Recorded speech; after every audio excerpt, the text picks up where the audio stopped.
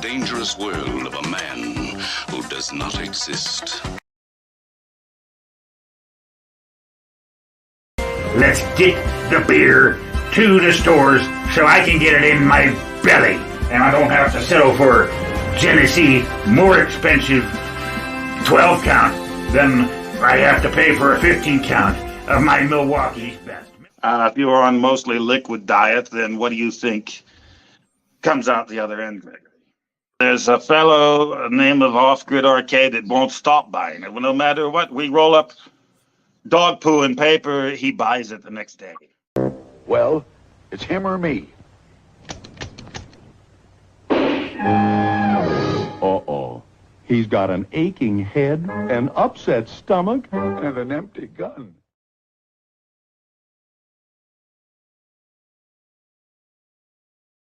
And welcome to the show. Nice. Oh, I had to come up with something different, and I figured it was all good at old Poe's expense. Right. I wasn't expecting it. That's why, I said I'd show it to you before the show started, and I thought, no, I'm not. I don't want Poe to see it till it goes live. So. I've been out here for nearly half an hour, and now that you click the live button and a freaking fly decides now it's going to fly. Yep. Must have just got cool enough for the fly. I'm down to 87 now. Oh, nice.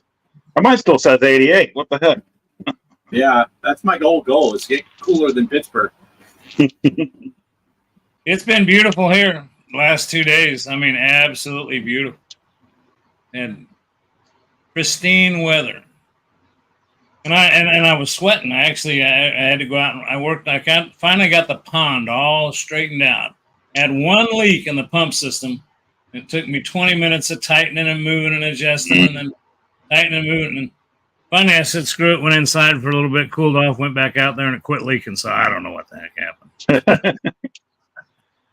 I need to clean my pond filter, but it poured down rain here the other day when I was going to clean the pond filter. So I ain't doing it in the rain. Do it another day. Yeah. I was going to say, Greg, if you get a small leak in your plumbing, they do make the pens now. Yes. So. Yes, they do. Fat Boys Gaming and no nonsense. I sat and watched him last night blow that game away. And I think you had, it was great. Great gameplay, man. Great gameplay. It was. Tell you one other thing. It's been hot. It's ridiculous here for May. Now, my outside thermometer that's attached to this was saying 107, but I don't think it's that hot. I think it gets in the sun in the late afternoon. But yesterday was 97 here, and today was supposed to be 99. I don't know what it topped out to for real. And the air conditioning at the hotel on the first, luckily it's on the first floor of the side that has the kitchen and laundry and all that. So it's not on the side where the guests are trying to sleep and stuff. But the air conditioner on that half of the first floor doesn't work at all. So I'm sitting there with a fan blowing on me all day. Yesterday morning, Kelly looked at she has a thermometer in the kitchen. It was 91 degrees in the kitchen at 7 a.m.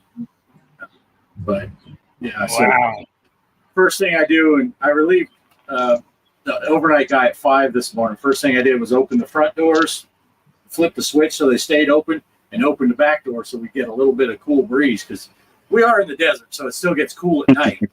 It'll be 95, 100 degrees and still get down in the mid to low 50s.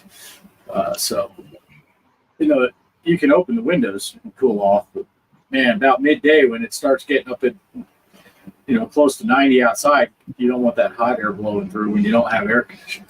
So yeah.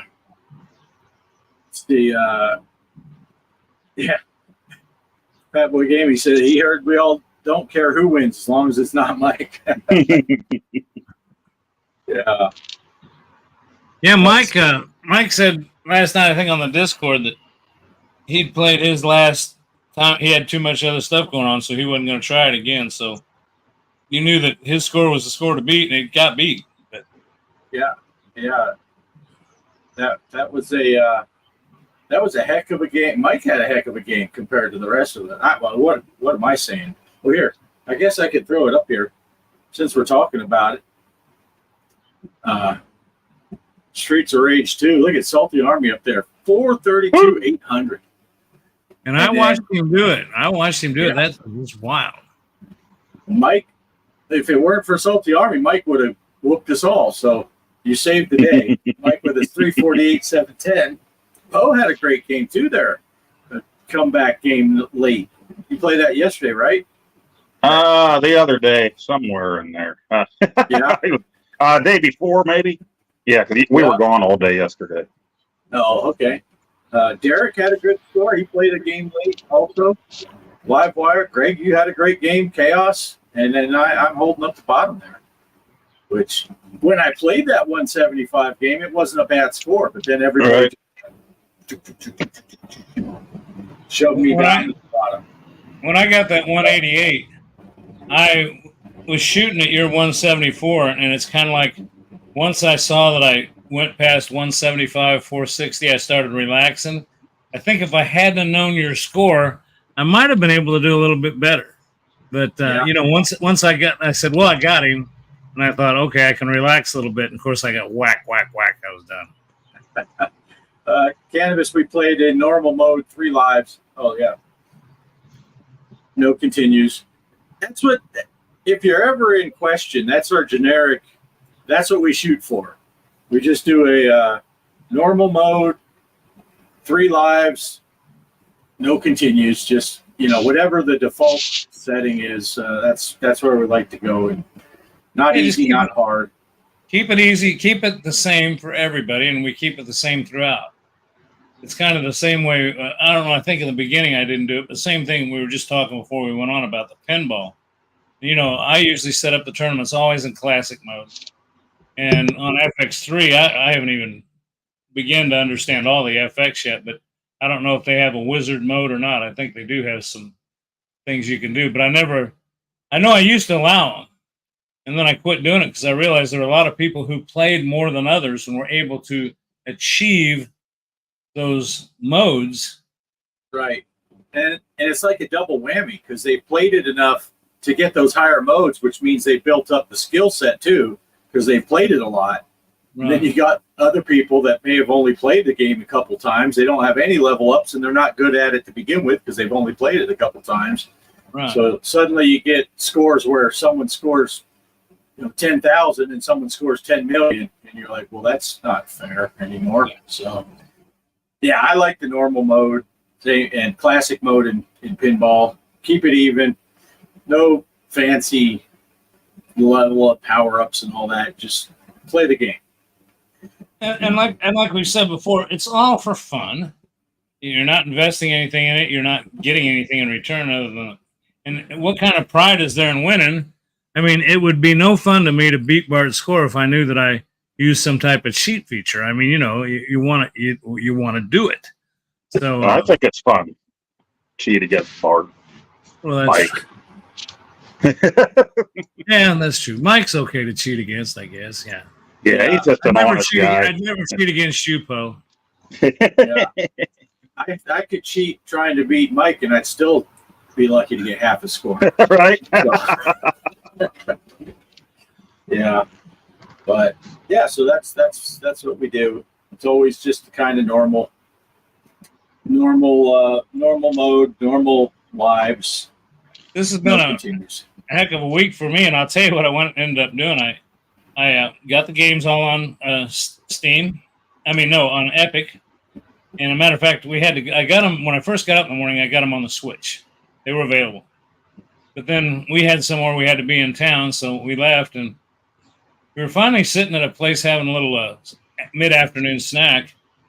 And I told Cheryl, I said, you know what? I can get on Epic, which is what I use FX for, and I can buy those on my phone. And I left that pin cabinet on. They'll be there when I get home, and sure enough, they were. So I got those.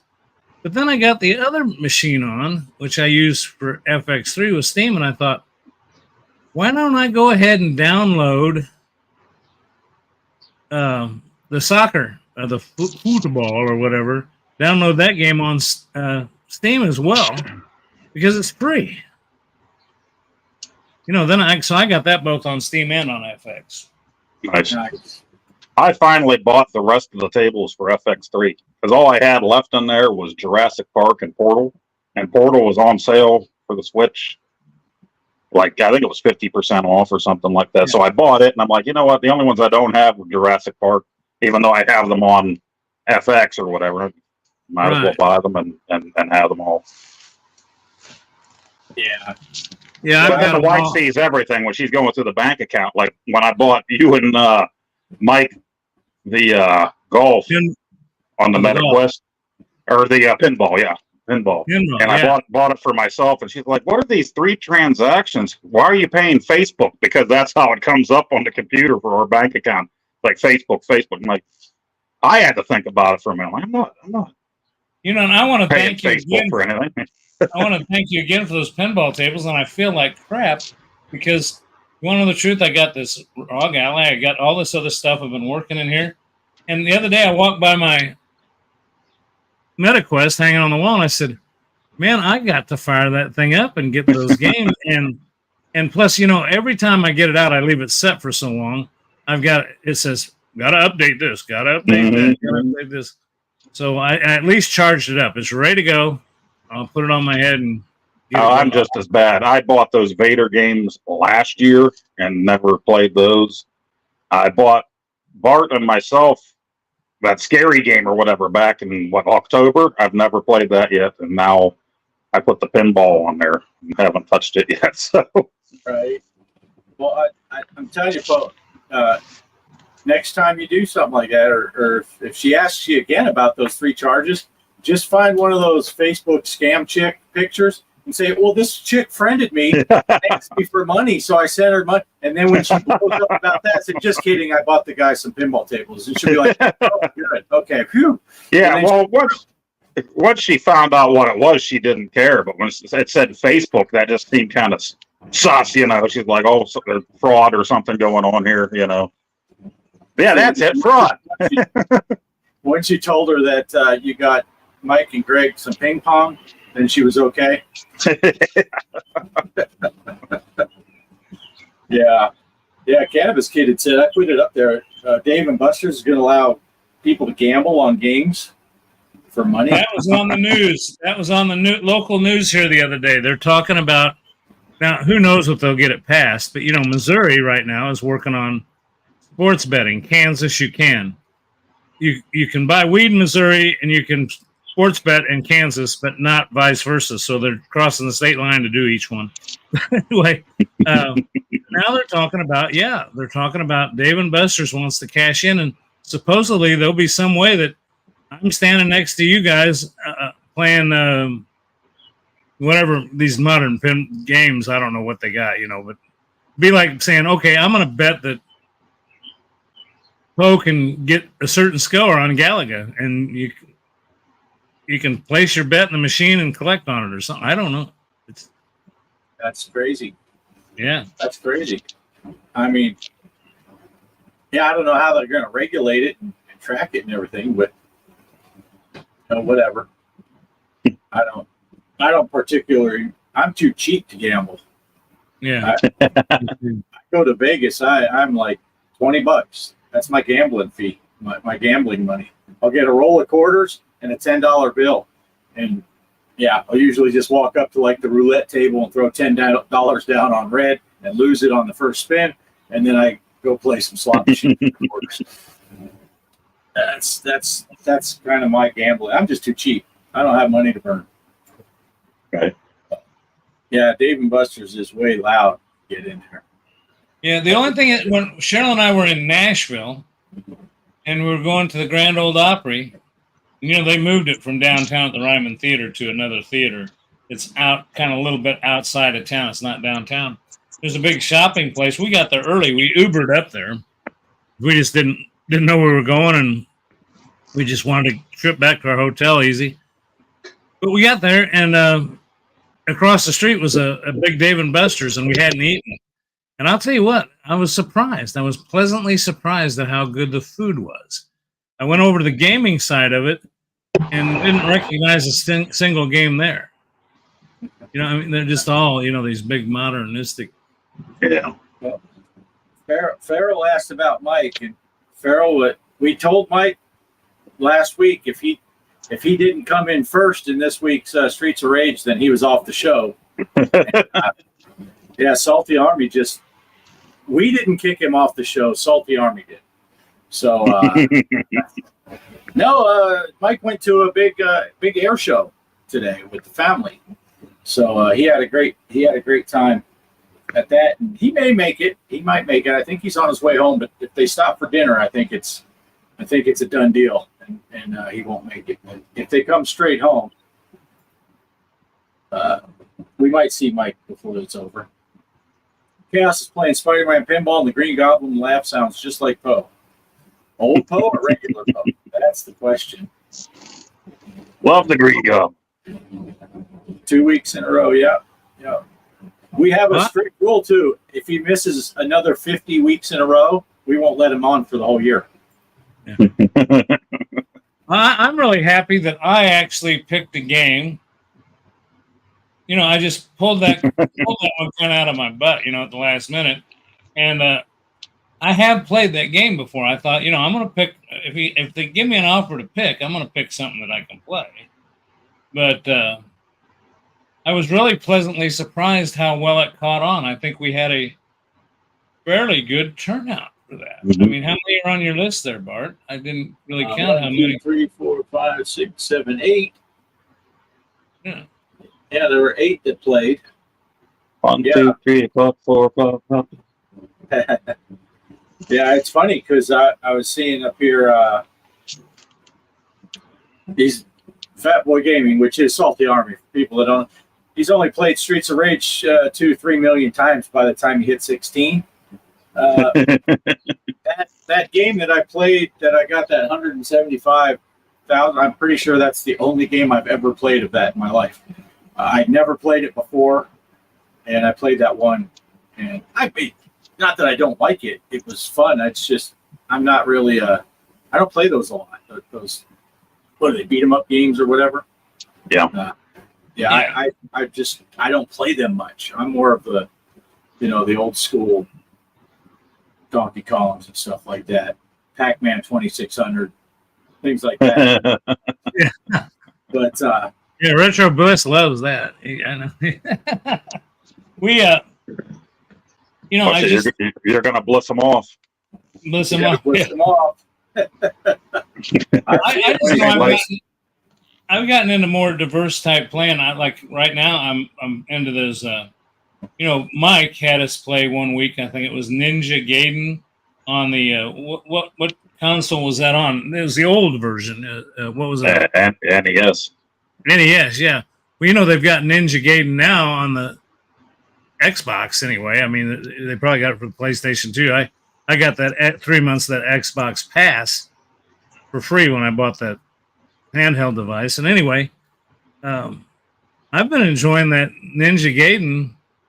I downloaded them for free because I got that Xbox thing, and it's been a blast playing those games. And I never touched those kind of games before, but man, I'll tell you what, on a 75-inch big screen with that high definition, I don't think it's 4K though. I think it's still 1080, but 1080 is good.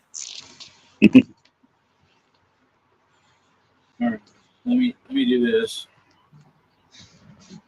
All right, just while you were talking, not like I was ignoring you or anything. No, but I figured since Mike didn't show up again, he's ditching and all, and Mike's Gaming Gala showed up in the thing. I just sent him an invite link to the show. Oh, nice. So, well, we did start the new homebrew chat since he joined our Discord the other day. That's how I found him real quick. I went to that. Yeah, he's love homebrew, so you know I'm glad Derek went ahead and put that on there for us. Is Derek here? Is Derek even here? I haven't seen him. I think he's got something going on again. He seems like he's been busy for the last couple of weeks. I don't know what's going on. He's going to get fired. He does all that work but he didn't show up. I don't know if we're going to appreciate him or not. I don't know. We're going to think about it. All right. Well, we were close. Mike's Gaming Gala says he's just about to have dinner. Maybe after if you're still on. So we'll be on about 5 hours. So Yeah. bring your dinner. I'll be on till 7:30. I made a promise, but that's an hour and a half. That's good for me. Yeah. We're well, do we want to talk? You know, again, I talked about what a great week it was. Buying the pinball, buying the Nebraska for the game. That's where I was left off at. I bought the stuff from Epic. I bought some stuff from. Got the free ones from Steam, and then I got the Nebraska, and was pleasantly surprised because you texted me saying if I'm up in Wyoming, I need to get down toward Nebraska. But I forgot when they update and give you a new DLC, they let you pick. They let you just instant travel somewhere. So I went up to Omaha, and I was pleasantly surprised that it loaded up good and looked really good. I like Nebraska so far. Yeah, I had trouble with Nebraska the first time I tried to play it, and I'm still not sure what was causing the problems. I did hear someone say, I read someone had said that if you're using one of the trailers that you own, the 1.50 update was causing problems, and I was when I did the update to 1.50. I was using my OGA trailer, and I ditched that, and it seems like that may have solved my problems. And I had a problem with a mod. If you watch that video, the first time I drove into Nebraska, as soon as I hit Nebraska, the speed limit signs would say in miles per hour, but on I would get an alert that I was speeding because the simulation switched to kilometers. Ooh. So instead of 60, it was like 43 kilometers an hour or something, and the AI traffic would drive that speed limit. So I was passing people because they're driving slow, and it was just not a good experience. But that was the accurate gas prices mod that I had on was causing that. No. The only problem I've had is, and I don't think it's with the game. I think it's with my these dashboard things. They just wouldn't load. And before I just turn it on, they'd recognize it and they load. And so I got to reading it said re-download this app and put it on your computer, which I don't remember doing that the first time, but maybe I did. But so I downloaded it, and it wouldn't say install. It said repair. So it gave you an option. I hit repair and everything worked. Well, I fired it up the next time. It wasn't working. Had to stop everything, open that file up, and the same thing. It says repair. Hit repair it. So it's one little extra thing I got to do each time, but at least they still work. Yeah. That's for which one? Is that for your Sim dashboard, or is that for the Sim dashboard? Yeah, I'm sorry. I didn't say that. Yeah, Sim dashboard. It's the two tablets that I got set up, which I've gotten kind of used to because they give you all the stats right up here up close and personal. But also, it tells you how much real time is left in the game. So, it says on the game time, you got 12 hours out. Well, Cheryl will say, we're going to eat in 15 minutes. I can look and say, I'm going to wrap this up in 10 minutes. I'll be done. Yeah. See, I didn't have any problem with Sim Dashboard. Mine connected. I wonder if you do need to just try uninstalling it and reinstalling it instead of just doing the repair. That's one of the few things I didn't have a problem with. So was that I did that so long ago. Is that actually an app on your computer, not on your phones, not on your tablets, but there's actually a program that went on your. Because I don't ever remember even starting it up. It's like it auto started. Oh, really? Because I always have to launch mine. Let me see. What's it called? What's the app called? That's what I run, the Sim Dashboard server. But I'm looking right now at I'm hitting my apps button or whatever, and I do not see that. I still don't see that app up there. I just saved the executable and put somewhere. What was it is it start with SIM or is there some other weird title to it? Let me see. Let me look at the properties. Yeah, Sim Dashboard Server. SIM Dashboard Server, all one word. That is so weird. I don't even see that app listed here. And my computer it installed on C Program Files x86, which was the default. I just left it install on the default. I can't get the thing to work with the flight sim because I have a sim dashboard for that I would like to use, and I can't get it to work. But yeah, I hate to think that I'd have to re-download. I don't even know. I hope I saved the username and password because I actually paid for the paid version of that sim dashboard. Yeah, I think if you buy the thing that you put on your computer is free. When you pay for it, you're paying for the app on the tablet and stuff. Oh, okay. So I got you. That shouldn't matter, but yeah. Gotcha. But yeah, I didn't have any trouble at all with the sim dashboard. I'd hate to think these people that run hundreds of mods, because I only run about 10 mods, and 6 of them I had to take off because they were causing errors. Right. But they'll end up redoing them and patching the mods. Well, now I can't even find that sim dashboard thing that I've been clicking, so I'm going to give up on this subject because I don't even know what I'm talking about, obviously. Well, it's just like another little problem I had this week, too, is I accidentally hit the button when it said, when OBS opened up, would you like to update? Oh, yeah. OBS. OB mess sometimes. Yeah, well, the last time I did that, it lost all my cameras. It said you didn't have the right drivers and stuff. I went back to an old version. I saved an old executable. But this time, it just changed the formatting of everything. I mean, trying to bring up my capture card just wouldn't bring it up. Huh. So I rebooted the computer. If in doubt, reboot. I rebooted the computer twice and it started working. Yeah, I don't know why. There you go. There you go. So Poe, I finally installed on my laptop the whatever you want to call it, the application, I guess, to remove games from the iArcade. Yeah, I didn't even do that yet, but I saw it and I was pretty happy about that. We're so late getting it. If you didn't get it yet, because now he's actually released a version that has a graphic interface. Because it used to be you'd have to type in some commands and tell it which you'd have to ask for a list of games and then tell it which one. Apparently now it's all just point and click. That's good for me. I didn't try it yet, but I did download it.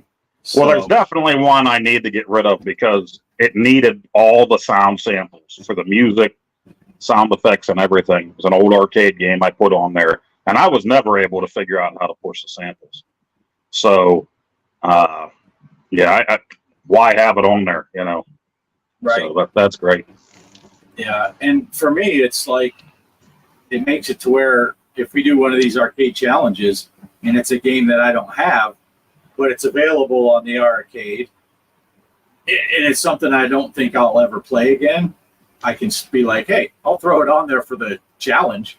And so I'm playing it on an arcade game instead of, I can play it on the emulation, but then I'm using an Xbox controller or the little Wiener controller you got me, and it's not the same as standing at a cabinet. So yeah, I thought about that. Cluttering it up. For a while there, everything on the PAX Discord was console games. They were just throwing up 5 billion console games. So there was really nothing for me there for a long time. I'd go back and check every other day. Did anybody get a cool old? I requested a couple, and it was like, nobody wants to hear that crap. They want to play PlayStation 1, so I'm like, whatever, I'm out of there. But Blue Shark that helped me with stuff and had me test some stuff before, he's back again. The other guy that was doing all the the games for the consoles, which was cool if that's what you want, but he's taking a break. I saw when I was gone yesterday that Blue Shark is working on, it sounds like every single Atari 2600 game that you can put on there in one package. And he wanted me to test that for him. And I didn't get to answer him back. He sent that message while we were out yesterday. probably something. Yeah, I would test it for him, but I don't think I would keep it. Yeah. On the arcade. So now that we can delete it. I think he posted it because Did he? I hadn't been on that PAX Ruts site in probably a month. And then I got a Facebook notification that, what's his honky calling or whatever? Yeah. He posted on the Facebook group saying, hey, I never said in here, but I have that application working so you can remove programs. And I'm like, oh, shit. So I went, that's the first time in probably a month because of that same exact thing. It's all consoles. You can't find any arcade games. Yeah. Really. And I think the first one I saw when I opened it was that it's every Atari game pack. And I'm like, well, things haven't changed. They did one a month or two ago that was every NES game. And now they're trying to do the every Atari game. And at first thinking about, okay, I wonder how they're doing this. He wanted me to test it. So I'm guessing maybe he put paddles in for the spinners, for configuration, because he doesn't have the GRS deck. That's why he would have me test things for trackball and spinners. So maybe he did that. That would be kind of cool. But at the same time, I don't necessarily want to be standing there playing Atari games when I got 500 other ways to play them. Right. Hey, looky here. Your average gamer. Hey. He says, got your AARP membership there, Grandpa. Yeah, I bet he does. I bet he does. Good to see you, man. Good to see you. Yeah, it's been a while. So anyway, I haven't tested it yet, but I did download it. So I do need to test it because I have a couple games that have two versions on it, and I had to favorite it so I'd know which one is the right one. So, and some of those ones that I put on that didn't have the fancy description buttons, what the buttons do and stuff, I got to move that back over. I keep drifting off the screen. I was trying to hide my ugly lamp.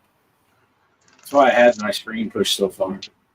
But, so when I test it, I'll let you know. But hopefully it's pretty much just run it and go. But I had the same luck you did with pushing sound samples, so now I'm nervous.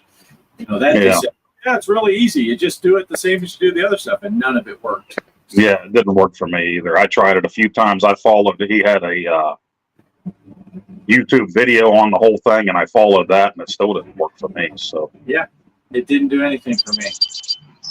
But I've been looking around the office here. Just to interrupt real quick. I guess I left my wallet upstairs. I was going to make sure I presented my AARP card so your average gamer can see that I'm still a charter member. Nice. Well, since we're talking about, we already talked about this last week's challenge, and now we're talking about arcade games. We can talk about this week's arcade game challenge. Last week was a console challenge. This week is an arcade challenge. Greg, are you pulling that up, or you want me to pull it up? I've got it. I've got my finger sitting right on the button. I can hit it whenever you say go, sir. All right. So, with that, I don't think we need any further ado. Go ahead and run her. Okay. All right. Hello. And welcome to this week's arcade challenge for the show. As you can see, we're doing some Kangaroo. I suck at this game. I'll tell you that straight up front. And it's really hot out here. It's like 5 o'clock in the afternoon, Texas time, and according to that, it says it's 104 degrees outside. I don't think it's that hot. I think that sensor could be hitting in the sun. I don't know. But it also says the temperature in here is just high, which means it's over 100 degrees. So, all right, let's put a coin in. And let's see how this goes.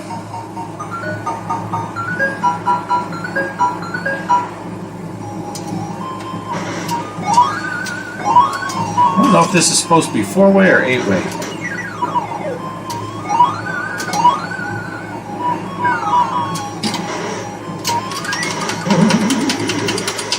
Oh, that should. I think it's supposed to be 8-way, so you can do that.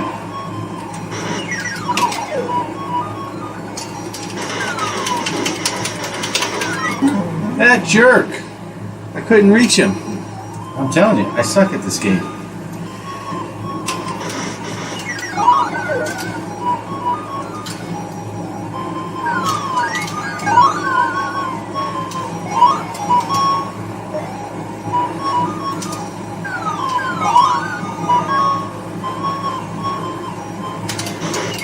Have a seat. Okay, I'm just gonna go up here. I know you can ring the bell and then get other stuff, but I gotta get some score going on here.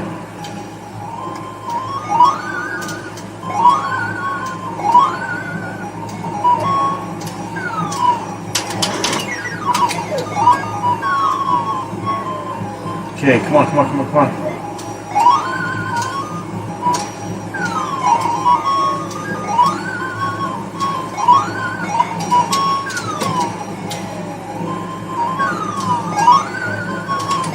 Ah!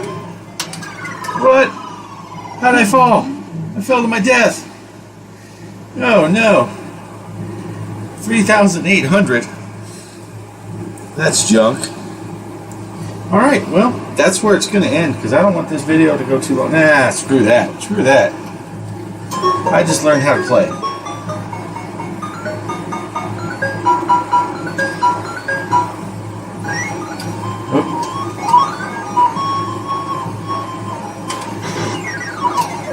Okay. Okay, look at this. We're like on a roll here.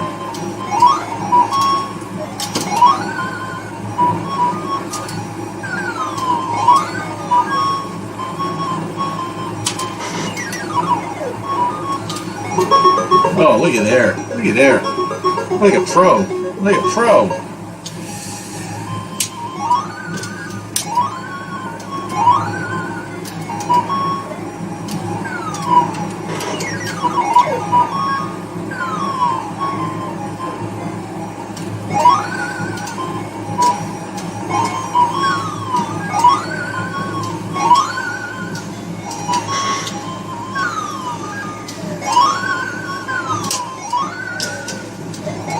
Oh, run away from him. No, tell him my death. I thought that was the easy jump. Guess I should have rang that bell while I was up there.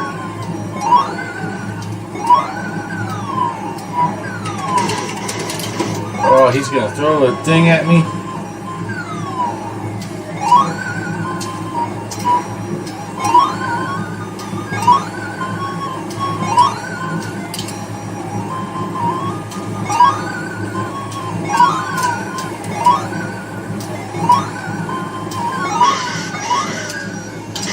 Oh, look at here. Look at here. Actually getting on the board.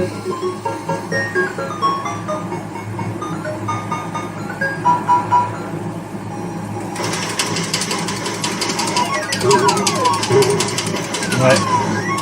Am I just supposed to do this?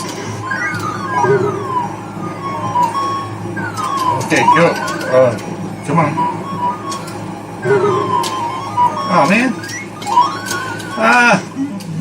Okay, I see. I see. They come back. I gotta get that thing lower.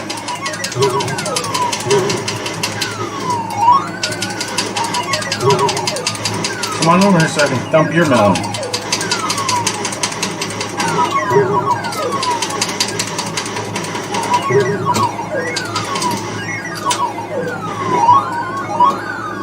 Can I get up there?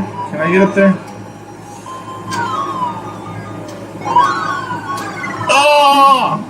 I fell to my death.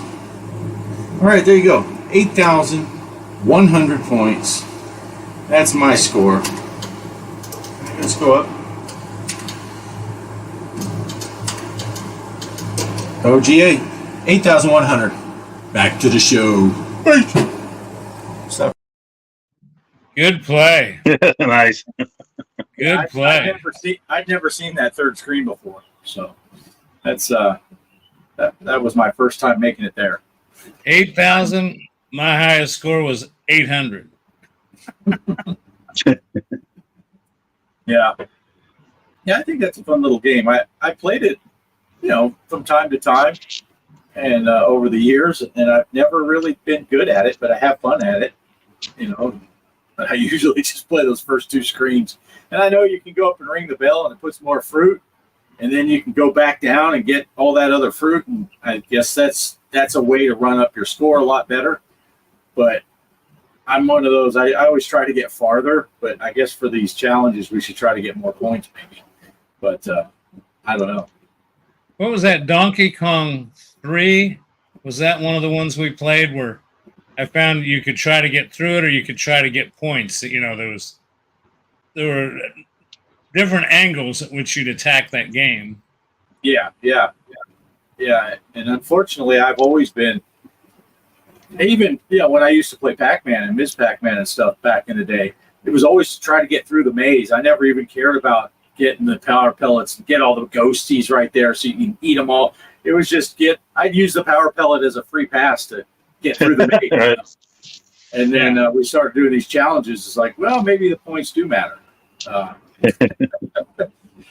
Kangaroo, while I was telling you guys, that's one that I played the hell out of, the 2600. My brother had that, but not so much the arcade version. I have it for the 5200.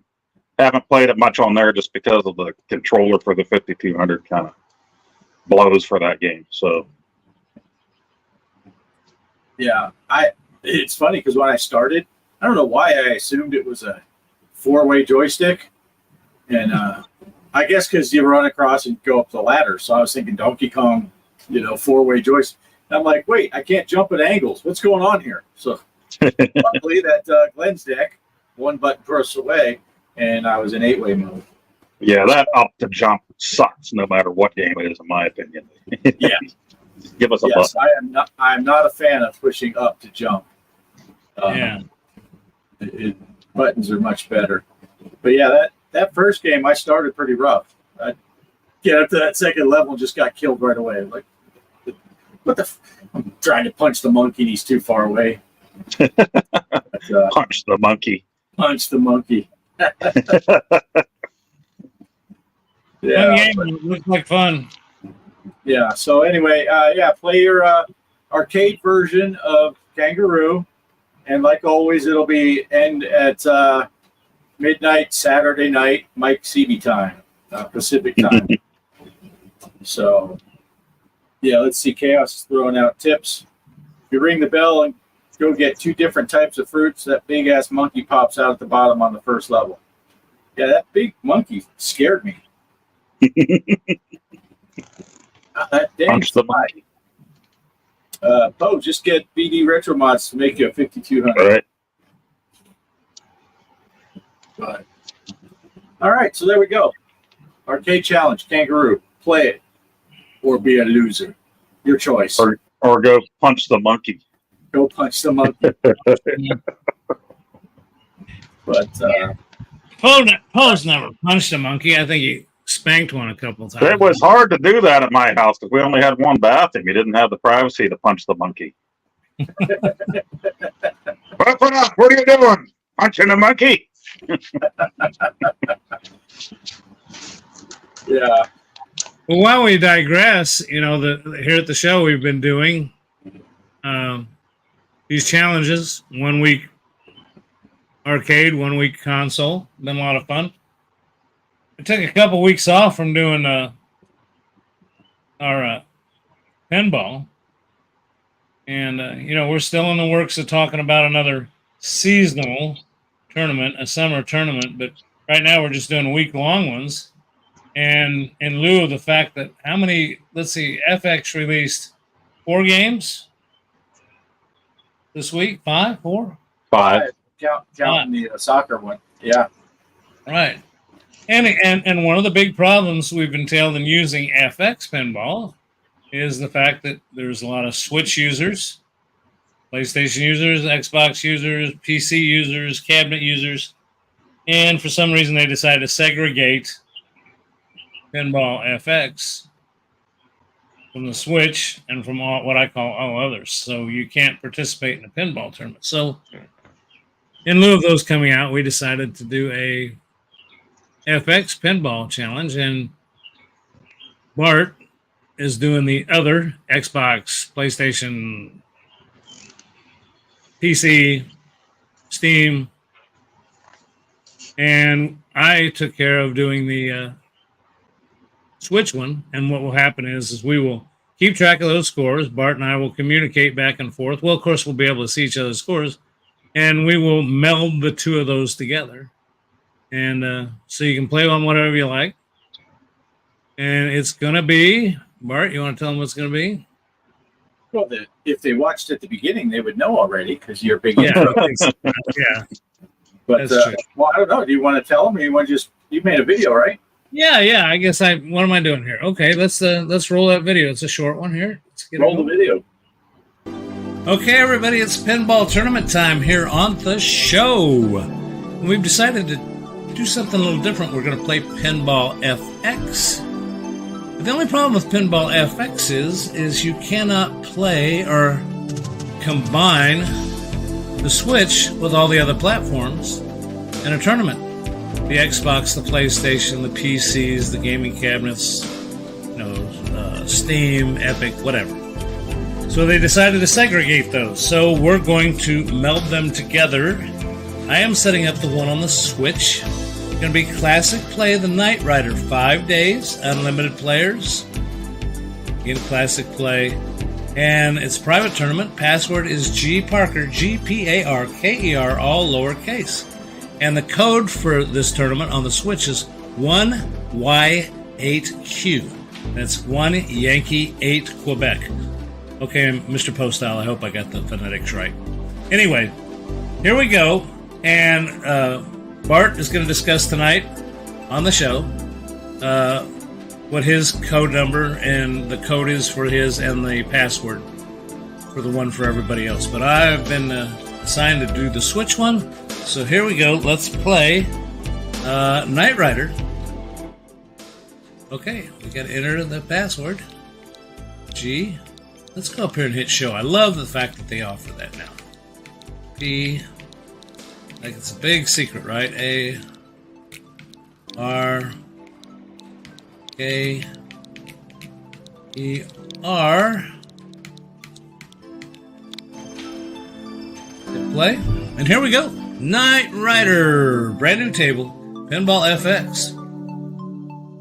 Available on all your devices, but you just can't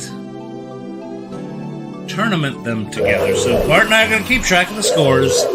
And Knight Rider, a shadowy flight into the dangerous world of a man who does not exist. Name's Michael Knight.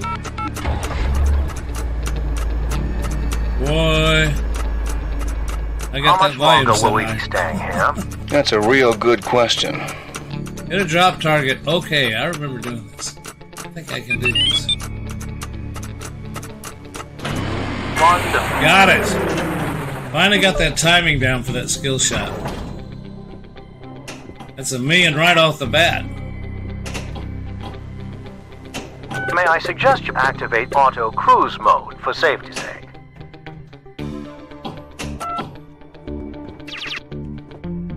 No.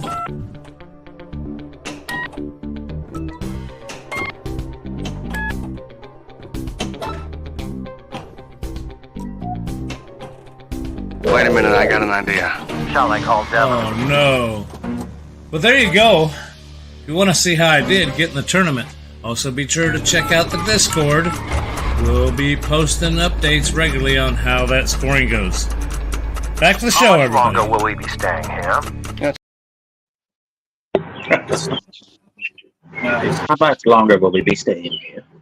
Yeah, I hate that. It says that every time because you're waiting for the timing, I guess. How much longer are you? Till I'm ready. Yeah. So Yeah, actually, I don't want to give away too much, but I actually, when I finished that up, I actually got the skill shot on all 3 shots. Wow. It's so similar, and Bart, you'll remember when you were here, it's so similar to the skill shot on the Stranger Things real pinball machine. Remember that light flashes across those drop targets? And if you can hit that drop target that's lit up on your launch, that's the skill shot. And I said, wow, this looks so familiar. And so I just figured it's a matter of timing. Right. Yeah. Okay, so Greg did that. Now that's on the Switch. So if you guys are playing on the Switch, that's the code you're going to use. And I did set up my tournament, and I'll go ahead and type it in here, and I'll say it too, though. Wait a second, real quick. Cody, you got some bats in your belfry, or what's going on there? Birdies are singing. They're happy. I have to have the door open. Friggin' 90 degrees here. I'm in the garage, so. Well, they're calming. Okay, so if you're playing on Steam or Epic or PlayStation or Xbox, you'll want to look for 33LE. So 33 Lima Echo. And then the password is just OGA, as in Off Grid Arcade, OGA, all lowercase. So I guess, yeah, we'll put in the Discord, both of them. So if you're in the Discord, go into the pinball tourney, and let's see. This is Night Rider. Night Rider. Nut Rider. 33 Lima Echo.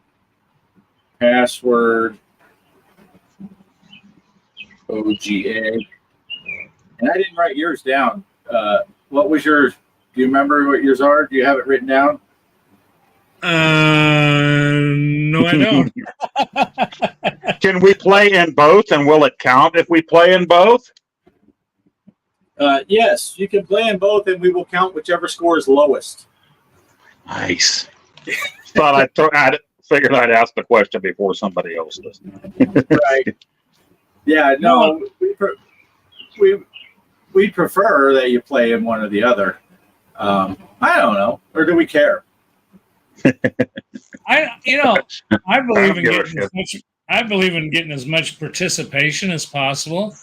Now, I'd hate to put us through extra work, but it seems to me that you make a list, I'm going to make a list, and we'll compile them. I'll keep track of mine, keep track of yours. We'll put them on Discord and kind of adjust them accordingly. But I don't really care if somebody plays on both. I only say that because I probably would do that. Right. Yeah. If it was the big tournament, the 10-weeker, then we would say no. You got to pick one and go with it. But yeah, I don't care either. But probably what I was thinking, Greg, is I don't want to commit to doing it every day, but I will try every day. Sometime in the evening time, I will grab screenshots of both the Switch and the one on the Steam, and then I'll grab a screenshot and post them in the Discord. So there'll be like a daily update.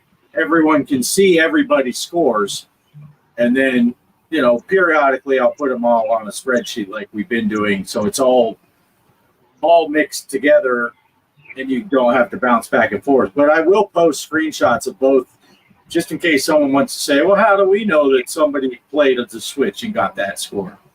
I don't own the Switch. Well, I'll post it so they can see but I don't see any necessary in you having to meld the scores. I don't see any sense in you having to meld the scores and do a spreadsheet every day. I mean, that's a lot of work. That I won't do every day. Just periodically. If there's a lot of changes or if it gets confusing, then maybe. But it's helpful anyway if I take it on Steam, because if somebody plays on Xbox, they won't see the PlayStation people's scores. So that way you can see the updated who all got what on the Steam version. And obviously they're not going to see any of the Switch people. So that way, if I post screenshots of both, and obviously if nobody plays either one on Wednesday, I'm not going to repost anything. Obviously, it'll only be if there's changes. But I'm going to try to post the screenshots. I swore to you guys in our chat that I wasn't double dipping, and then 5 seconds later I double dipped. So I do have it on both. Yeah. I always end up double dipping because. Well, and it makes sense for you because you play on the table. Or if you want to play handheld, but then Kelly can play And for me, it's just kind of me here. So Right. Yeah. I play a lot. Most of the time, if I'm playing on the Switch, it's because we're traveling somewhere and I have it with me. Because I play on the table a lot more often than I play on the Switch. But it's nice to have it. Sometimes I'm just sitting in the house and I'm bored. Maybe Kelly's watching a movie or something. So I'll be like, yeah, I'll just pull out the Switch and play some pinball. So anyway, yeah, so Knight Rider. We set it up for 5 days, right, Greg? Yes. 5-day tournaments. And I set mine up at like 5 o'clock this evening Central Time because I had to work today and all that. So I don't know. So that'll be what? Monday, Tuesday, Wednesday, Thursday. Does it end on Thursday or Friday? I guess Friday would end. I think, see, you count Monday is day one, Tuesday, Wednesday, Thursday, Friday. Yeah, Friday it ends. So, but I did mine a little earlier. So if you play, don't think you can. Bart's will probably end around 5 o'clock. Mine's going to end around 2 or 3 o'clock in the afternoon because that's when I started it. So, you're going to have that. That's your responsibility. It says right on the game how many hours are left. That's what I was going to say. A little pro tip for you: just pull up the tournament and it'll tell you how much time is left. So take a peek at it. And if you're playing on Friday and it says 2 hours to go, don't wait 3 hours to play it. Right. But yeah, so we'll play us Knight Rider this week. And I did set mine up on Steam using classic mode also, so there's no upgrades that you can use. And I chose the option for realistic physics because I didn't even know that was an option that they added. So I said, well, screw it. Let's try it. Let's see what happens. So if you're playing in the tournament and you say, man, this is playing way different than I remember playing it. I just played yesterday. Maybe that's why. So I didn't know they changed that. I mean, I think I heard that they were going to do that, but I forgot. Yeah. So, but I liked it better on the realistic. At least I played better. If you watched my video, that's my spoiler. If you watched my video that I did on Friday of me playing Knight Rider, I did better than that in my game I played for the tournament. But I got 5 million something on that game. So did I get 6 million? Did I get 60 million? Did I get 60 billion like freaking Crow Continuum got on his game? No, he got like 22 billion. But no, you'll have to play to see what I got. But I did beat my 5 million on that. On FX2, I got a question for you. Is it true? I heard that they are doing away with the pinball pass. They are. They are doing away with the pinball pass. Hey, Evil Chad, thanks for stopping in. And it's weird because you can still buy into it, which I don't know why you would want to, but I think it's at the end of the year is when it's officially going to go away. And it's the same deal with those tokens or whatever you can buy with real money, and then you use those to buy bling or whatever you want to call it in game. Those are going to go away also this year at some point. So, yeah, if you have any of those tokens to spend them, because when they turn it off, they're gone. So if you wanted to get a new rug for your room or something, spend those tokens because they're just going to go away. This damn fly. That pinball pass just, everything now is a subscription service. Like I said, I got the Xbox subscription service, which I admit I do like. I'm kind of enjoying that. But, then they wanted to cash in on this subscription thing to play all of their tables. But, the biggest thing that irked my butt about that pinball pass is it wasn't for every table. Right. I think Indiana Jones wasn't included. I think the Addams Family wasn't included. If I'm going to pay for an all-you-can-eat buffet, don't tell me I can't have crackers. Right. Yeah. And then the other thing was they were saying that it was going to be cross-platform if you got it. So you'd buy it on, and then you could play those games, and that went away. And yeah, so a lot of things that they had planned for that pinball pass just didn't pan out. So, and with this being said, I sent an email to Zen Studios, and I did get a reply back from Lars because I sent it daytime here. It's nighttime over there, and the janitor wrote me back again, Lars, who was. I did an interview with Lars a year or so ago, and he's agreed to come back on the show, or come back and do an interview. That we'll probably tape it and play it on the show. So I've got to get back with him, and hopefully we can get his assistant. What's that guy's name? Jules, his assistant. So we're gonna we got breaking news. Breaking news. First time ever live on the show Sunday night. We have a whole new mic. It's a new mic. A whole new mic. He looks taller. I figured since the respectable Mike isn't here, I could join the degenerates and be a part of the fun stuff. Yeah. Yeah. How are you guys doing? Good. How are you doing? I'm good. It was funny. I was eating dinner, and so my boys are with their mom, and my stepdaughter's with their dad, and so it's just the wife and I tonight. And I was like, I think maybe after dinner I might hop on with these guys for a bit. And she was like, I was like, do you mind? She's like, well, I have to do the dishes, I have to do the laundry, I got to finish sweeping the floor, I got to do this. I'm like, okay, so you don't mind? You're busy. Sounds like you got the good green light there. That sounds good. Chaos. Yeah, I genuinely did. She does like I do 90% of the cooking. I do all the yard work. So she takes care of the cleaning, and that's her job. That's cool. It's kind of the same deal at our house. I do 90% of the eating, and but I do that too. Yeah. So did she give you the same warnings that Bliss's wife, when he said he was coming on, she was concerned for his safety coming on with this motley crew? No. You see, my soul is already destined for the dark place. So I'm good. I might be getting brownie points for coming on here. Nice. Yeah. You were talking about yard work. It's funny. Some friends of mine were over the other day, and they said, "Wow, your yard looks good. You do a great job." I said, "Yep." Every Friday, I go out front and I pay those lawn guys each week. I can't afford any lawn guys. Yeah. I can't afford a lawn. I live in the desert. It would cost me too much water. I have a grass allergy, so desert sounds great to me. Yeah. Yeah. So this is our first time. I've seen you, Mike, in our chat. I've seen you on the Bliss channel, but this is the first time actually speaking to you. So nice to meet you through YouTube. Yeah. Nice to meet you too as well. I already know Poe.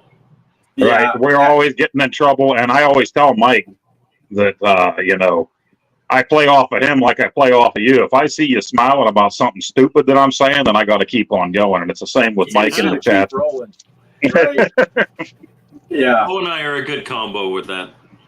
As much as it can frustrate Phil sometimes, but he loves us both. Yeah. Hey, Operation Shutdown. See, Mike comes on the show and then Shutdown shows up. He's like, nice. I noticed that too. You talk about somebody. I'll see Bart sometimes giggling about something when I'm talking about something. I'm thinking, okay, I must be saying something really stupid. I see Bart laughing. I know what he's thinking, and then I start laughing too. But then I look at the chat and I realize that somebody just said something. So then I say something even dumber, and then I realize, no, he's laughing at me. Right. Now we are laughing at you. So never. Mike, you just joined. Did you just join our Discord, or because I saw you? So the homebrew channel. Derek sent me an invite. Well, he sent me a message on Facebook, and he was like, "Would you want to join the show's Discord?" I noticed, I'm not a big Discord guy. But we have our podcast chat that I've been more involved in lately, and I was like, "Sure, I like the show. I like these guys. Throw me on that." It probably won't be PG, unlike Phil's community. So, and it's nice to not be PG sometimes. And then, yeah, he started interviewing. He's like, "What's your favorite homebrew?" I was like, you can't ask me what my favorite homebrew is. It made a homebrew channel. I commented in it first. I said, "I'm king here. Respect my authority." And yeah, haven't really commented much more in there after that. Right. You came in with a grand entrance, though. That was good. I know. I said, "Hide your wives," and what's his name? Pixel something was like, "How'd you know I had 4?" Right. Yeah. Pixel Derek. Yeah. Pixel Derek. Derek Torium. I don't know what it is. But I can say this. I can say this because he's not here watching. You know, if he was here watching, I wouldn't say this, but he really has put in a lot of work for us, not asking for anything in return. Oh, for sure. Yeah, the bastard only mutes me though. Nobody else on the channel. I get muted. Yeah, just because I say that, you know, he's a bad gamer or something, and he's got to mute me. I'm just telling the truth. Okay? Well, you know what? That's like when we're on when you're on our podcast on Tuesdays, and Phil will boot me. He'll leave you there. You're just as bad. Right. He accidentally. I wasn't on live with you guys, but I put a couple crude things, and I'm like, I shouldn't do this, but I'm doing it. And Phil accidentally put them up on the screen, and then he's like, "Yeah, I need to learn to read those before I put them up on the screen, Poe." Or I don't know who was on, who watched our podcast last time, but we had Michael Thomason on, and he's wrote this book, Downright Bizarre Games. And I just randomly was showing pages, and the first page I opened to on that nice PG stream was a Playboy game. It had like Playboy bunnies and everything on it. Yeah. Oh, yeah. See, Greg's putting up chats that are cuss words on Phil's channel.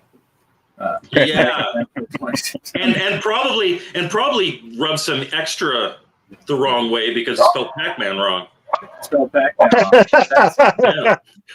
Pack 'em and smack 'em. That's the way you spell it. Pack 'em and smack 'em. Yeah. I figured you were probably eating dinner, so I didn't make the joke. But after Bart played Kangaroo, I'm thinking Kangarpoon was what I would have put in the chat. I'm a big guy. It takes a lot to put me off my food. Yeah, that is one beauty with this show. You're free to say whatever pops in your head.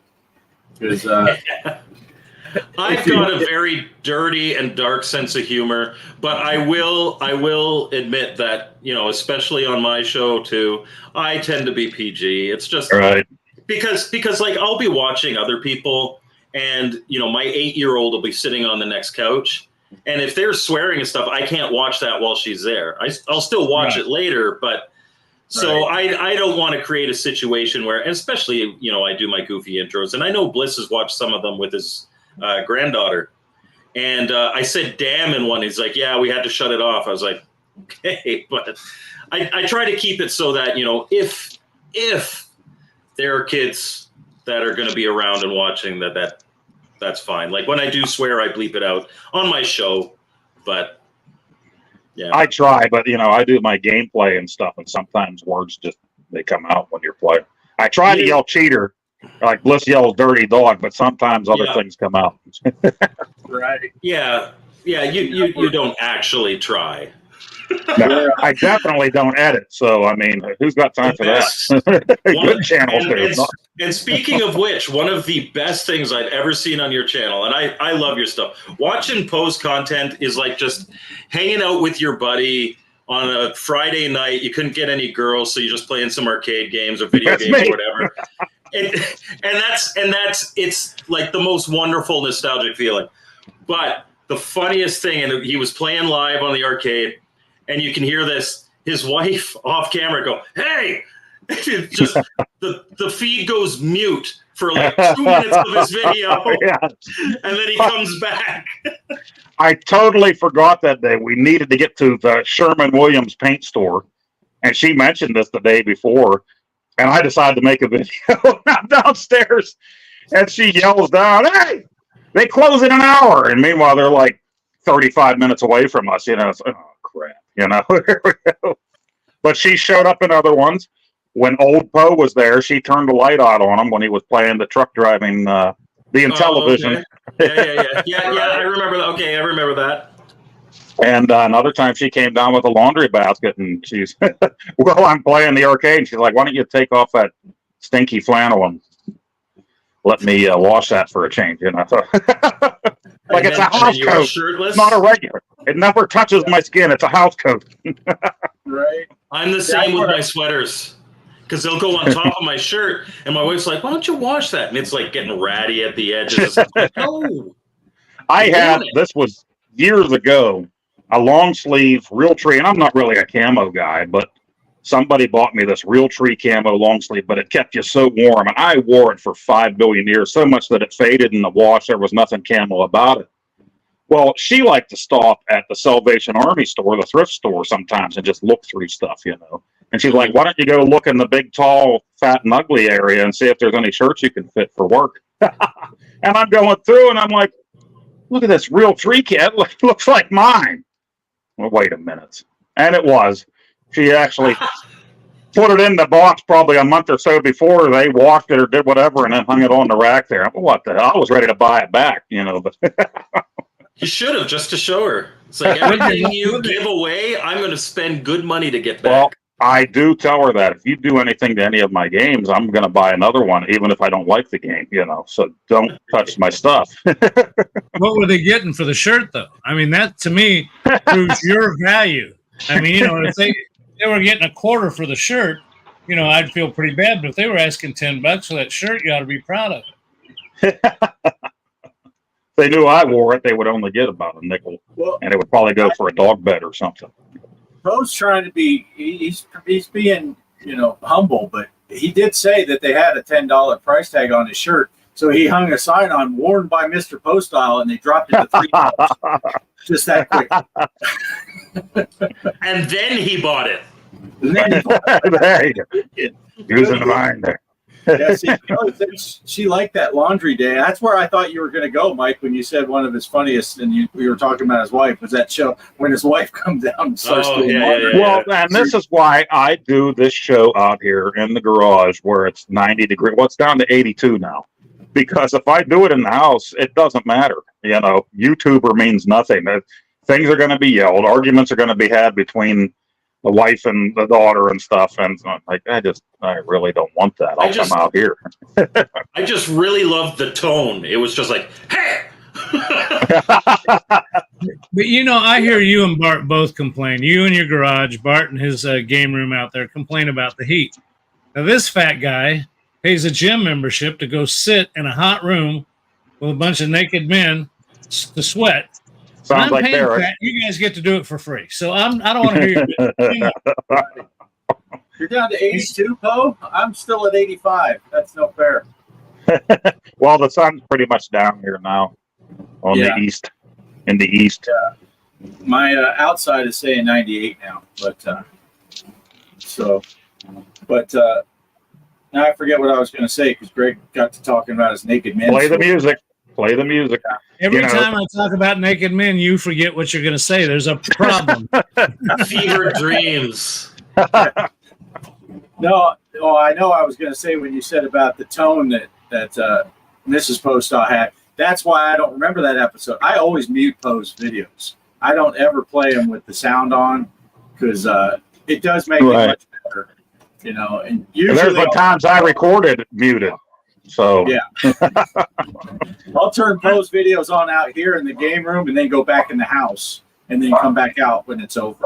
I leave how I watch. I leave Poe's audio on when I'm sitting on the throne watching because it seems like it covers up. It's like prune juice. Yeah, move along. It's that smooth voice. It leads to smooth bowel movements. That's right. So, what's your favorite homebrew then? Oh, it's that one.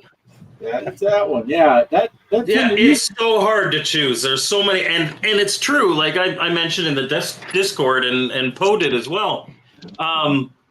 For most consoles, I would take the homebrew library over the original library every day of the week. For ColecoVision, I definitely would. For Intellivision, I definitely would. 2600. Oh, we're close. We're close. Yeah. But and NES, we're close.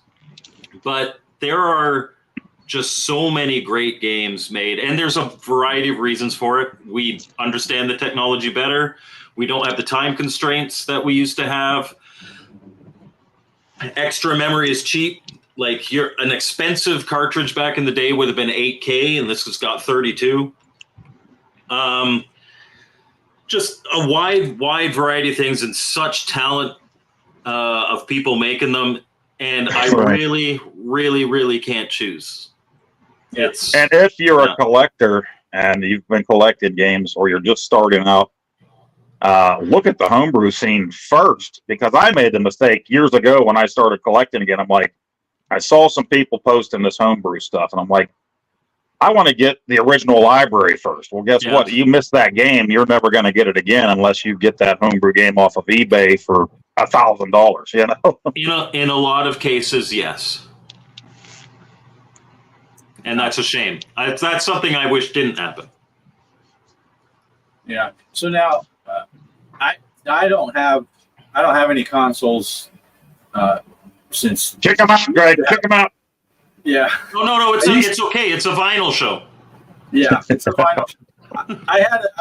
I've told the story before. I had an Intellivision I bought with my paper route money back in the early '80s, which was a fortune for a young kid back then. My parents wanted nothing to do with arcade video games, any of that stuff. You're going to do it, you're paying for it yourself. And I had that Intellivision for years, but now I don't have any of those old consoles anymore. The ones I had, once I had kids, the Nintendos and all that, I let them keep them and all that stuff. So there were no homebrews back then, and stuff. So they're all new brews. I don't know anything about the homebrew scene and stuff like that. So if you get a homebrew game for, say, a Intellivision, do you play that on an actual Intellivision? It plugs into the Intellivision. That's what this is. Yeah. And they here, I'll grab the box for it. They come in the nice, the full gatefold box, a lot of them. They've got overlays, they've got manuals. They're just as perfect. Actually, I would argue that the packaging now is better than the packaging for the originals. And they look some of them look like Nintendo games. Wow. Here, let me put you up. I don't know how to do this without doing that, but yeah. Oh, there you go. Yeah, wow. Like this one here is like a Metroidvania kind of game. It's called Operation Cloudfire, and just really, really nice.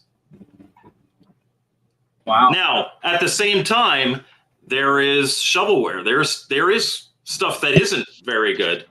I can tell you this one's fantastic.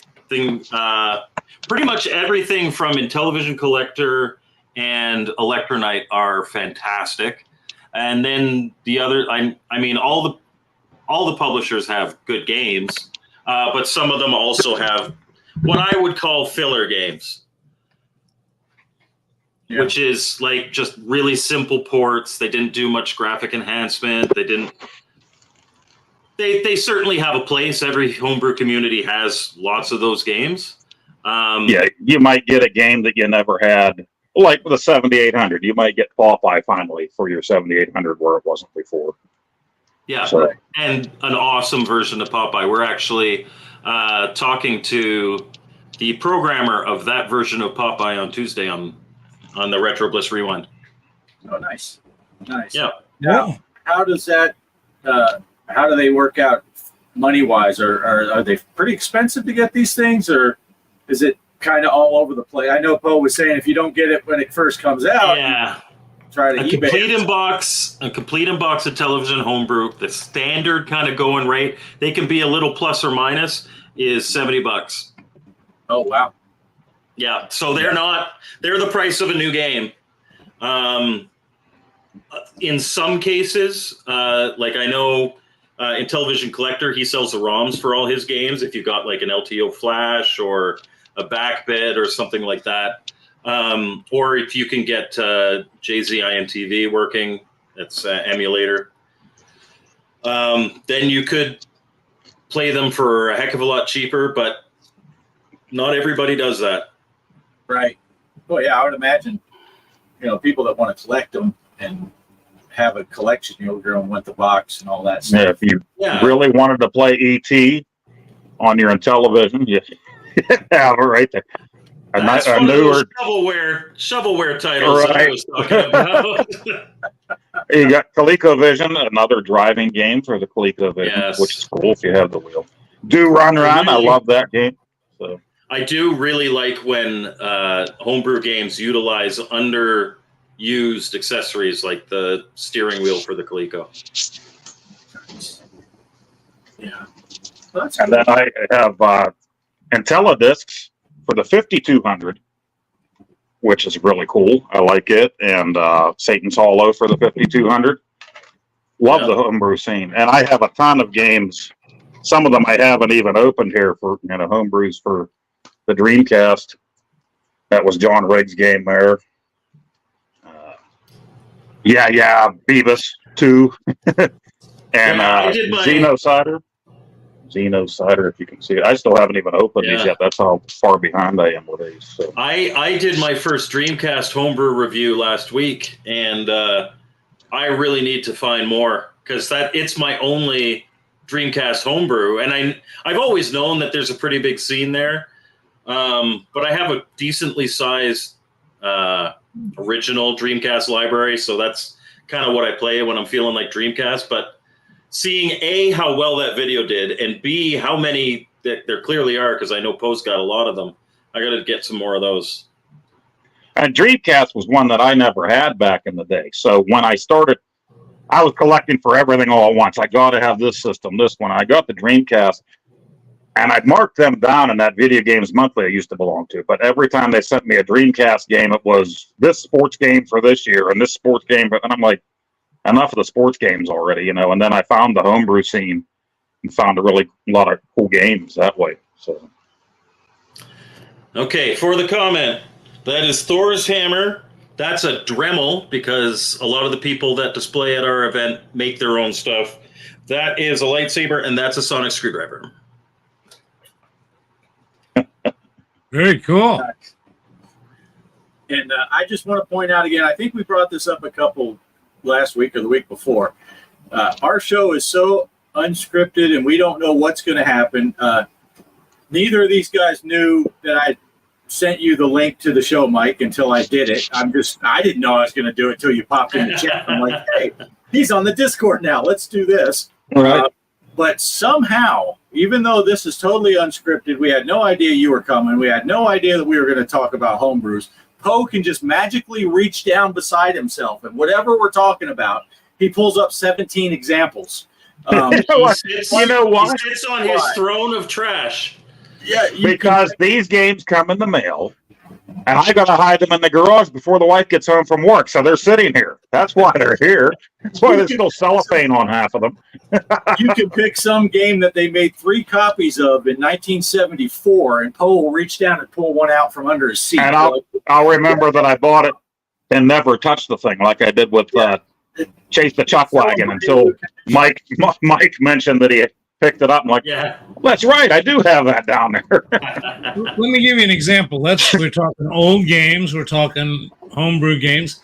Let's talk retro toys. Let's talk. Let me think of something. Let's talk Stretch Armstrong. Oh, we got anything going on here? Stretch Armstrong. I don't know what the hell you're talking about. Okay. Oh, this guy. Look at him. He's got nipples. That's the world's tiniest. And sometimes he plays the world's tiniest Atari 2600 when he's bored. I play dolls out here. I tell the wife I'm working on stuff, and I'll hit a hammer off of something. Mine just got back from Poe's place. He went up to visit the other Stretch Armstrong.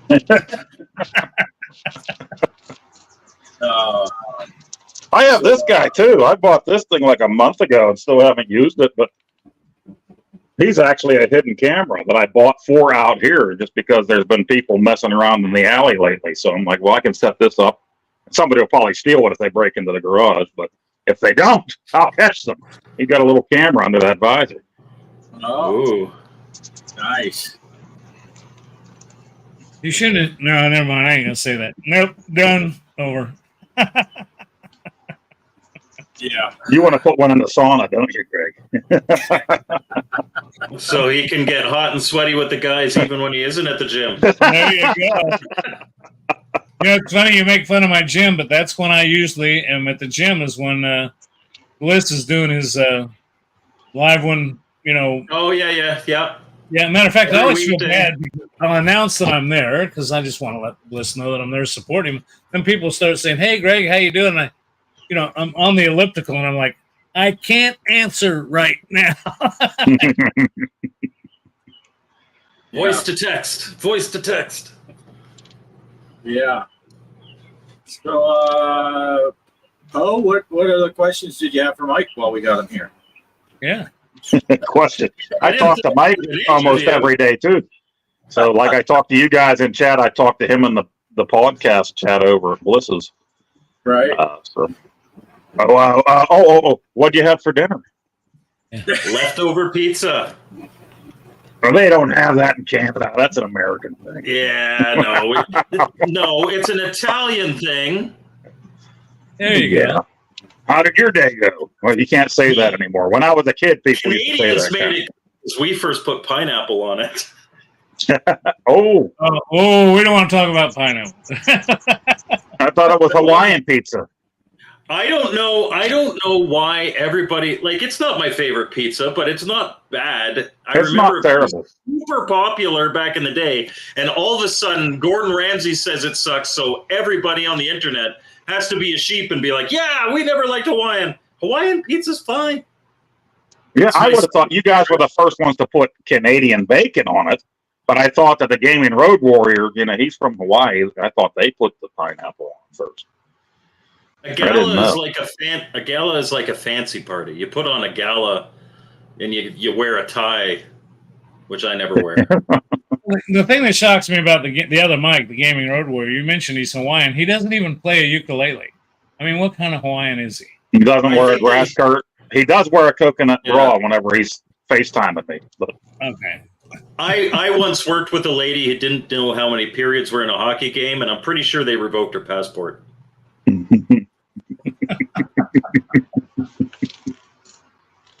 Earlier you mentioned the Discord not being much of a Discord guy. I got to admit, when Derek started ours, I think that's back when Bart and I were doing our. Was that before we even started this show, Bart? When we were doing just the pinball stuff at 10 o'clock on Sunday nights. You did that one by carrier pigeon. Yeah.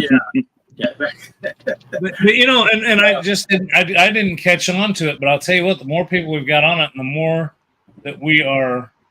Doing our challenges and doing our tournaments and stuff, it's been I've been more active in it. But I got just like you, Mike, I never did see. Of course, I used to get on my kids all the time, and now I text these guys all the time. I go, why are you texting? Just call them. Jesus, the phone will dial. Just call. Yeah. You're sitting there, hey, what are you doing? Oh, I don't know. What are you doing? Couldn't you call them and say that? But, Yeah, but what if he's on the toilet? Then you hear that echo on the call, and he's in the toilet, but he doesn't tell you. Until that courtesy flush comes through, and then you go, "Oh my God, were you on the spot when you were?" Poe will tell you for sure. I'm on the shitter. There's Take no a shit. mystery. Want to see? Does this look healthy to you? He'll switch to a video call. He'll text the grunts. That one came out looking like my first initial. Take a look at it. Yeah. I was on the phone with Poe one day, and he said, "Breathe, breathe, breathe, breathe, push, breathe, breathe." Oh, let's see. That was early in your guys' career, wasn't that when you were first getting out of adult films? Yeah. Yep, that's true. Yeah, I think that was you two sneaking out of the adult theater, right? That's what he means. Yeah. Paul Rubens. I think the Discord channel started right when we were starting this show again with all four of us. Yeah, I think you're right. Yeah. I think that's when it started. Yeah. When Derek started stalking us, we said, okay, let's give him a job. Yeah. Well, and didn't Derek set up Bliss's Discord as well? Yeah. Yeah. Well, Derek He's, is kind of a techno guy. Derek is very techno. I mean, there's been many things I've texted him for help with, and he's pretty sharp with that stuff. Yeah.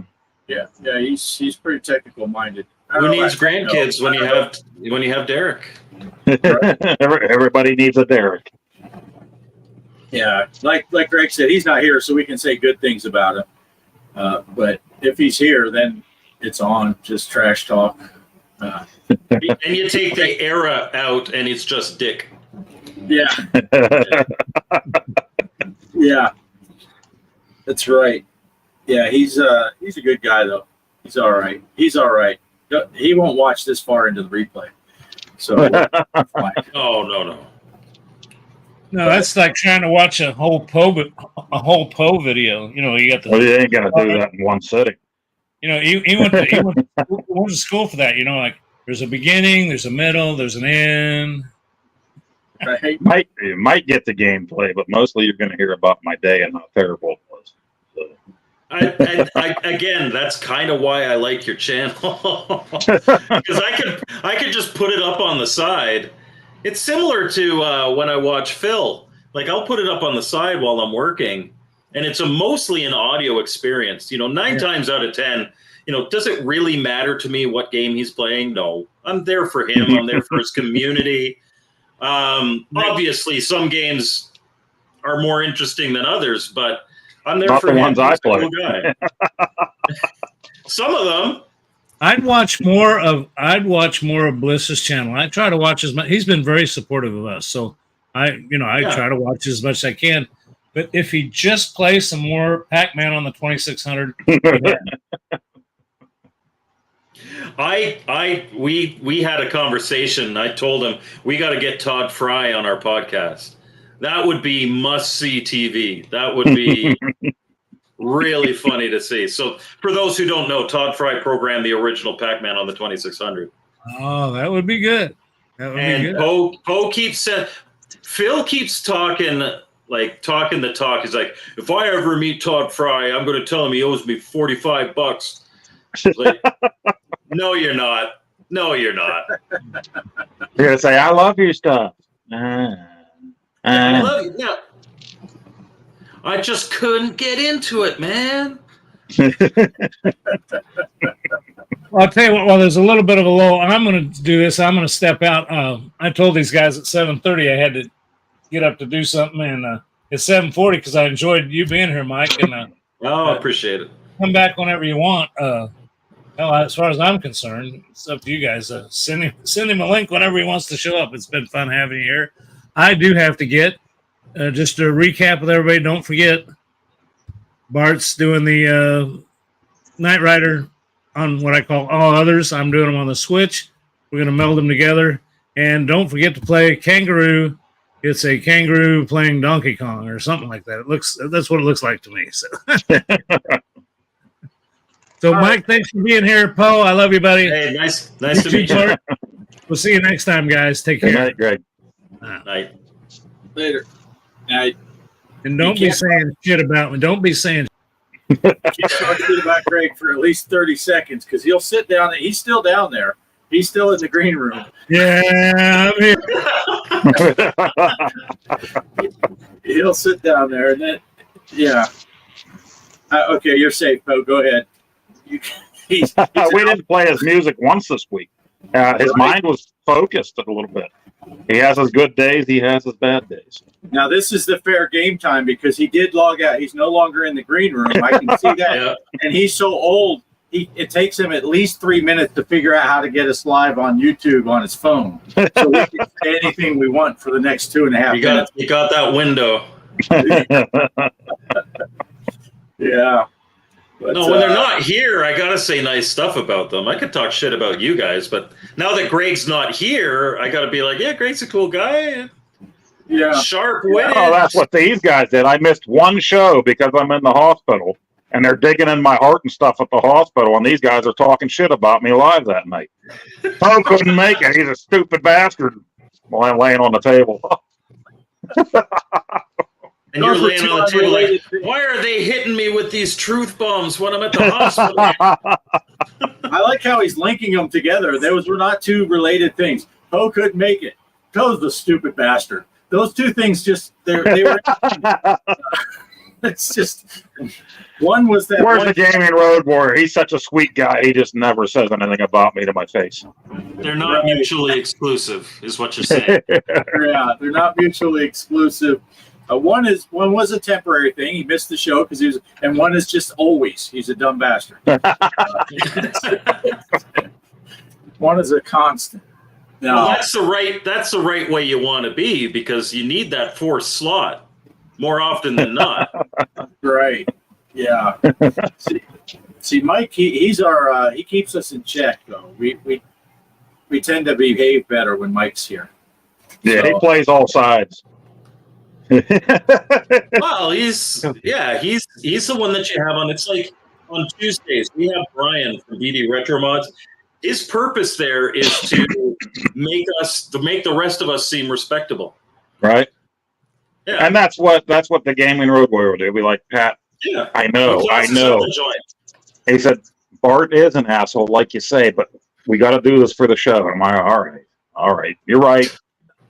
Meanwhile, I'm for the show. I can hear you, Mike. I'm right here. Yeah.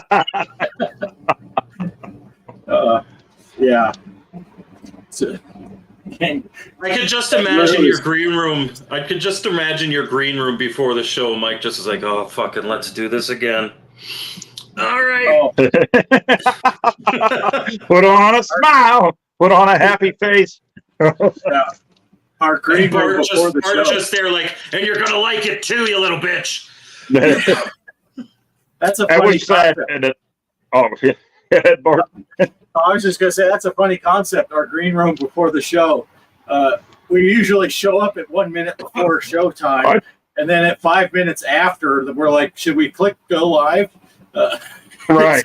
See, we said that in the Discord, we don't plan any of this stuff. People are insinuating we know what the challenge is, like way ahead of time. There are nights we don't know what the frickin' challenge is until we're all sitting here. We're like, whose turn is it to pick? I don't know. I guess I'll pick something. And I'll pick this. So we don't know. We do text each other through the week, and most of the time that's me and the gaming road warrior taking pictures of our food at dinner time and sending it to each other. Yeah. Yeah. Usually, yeah. Pictures this week? What's that? What were the highlights of the food pictures this week? I sent a Big Mac because he got what's the name of that Subway? Big Mac is part of your highlights? You fucking Americans, I tell you. Well, I have other ones I didn't send, stuff that the wife made, but that day there, Gaming Road Warrior was getting delivery to his job, so he had to tell us. You don't take pictures of the good homemade food. You take pictures of the processed, mass-produced crap. Well, yeah, because then I know I can get him go. I can get Gaming Road Warrior going all the time. If I picked up an ice cream from Dairy Queen or something like that, or a Big Mac, and take a picture and send it. You're not going to be able to see that. There's Poe sending pictures of his Bud Light backpack he's getting.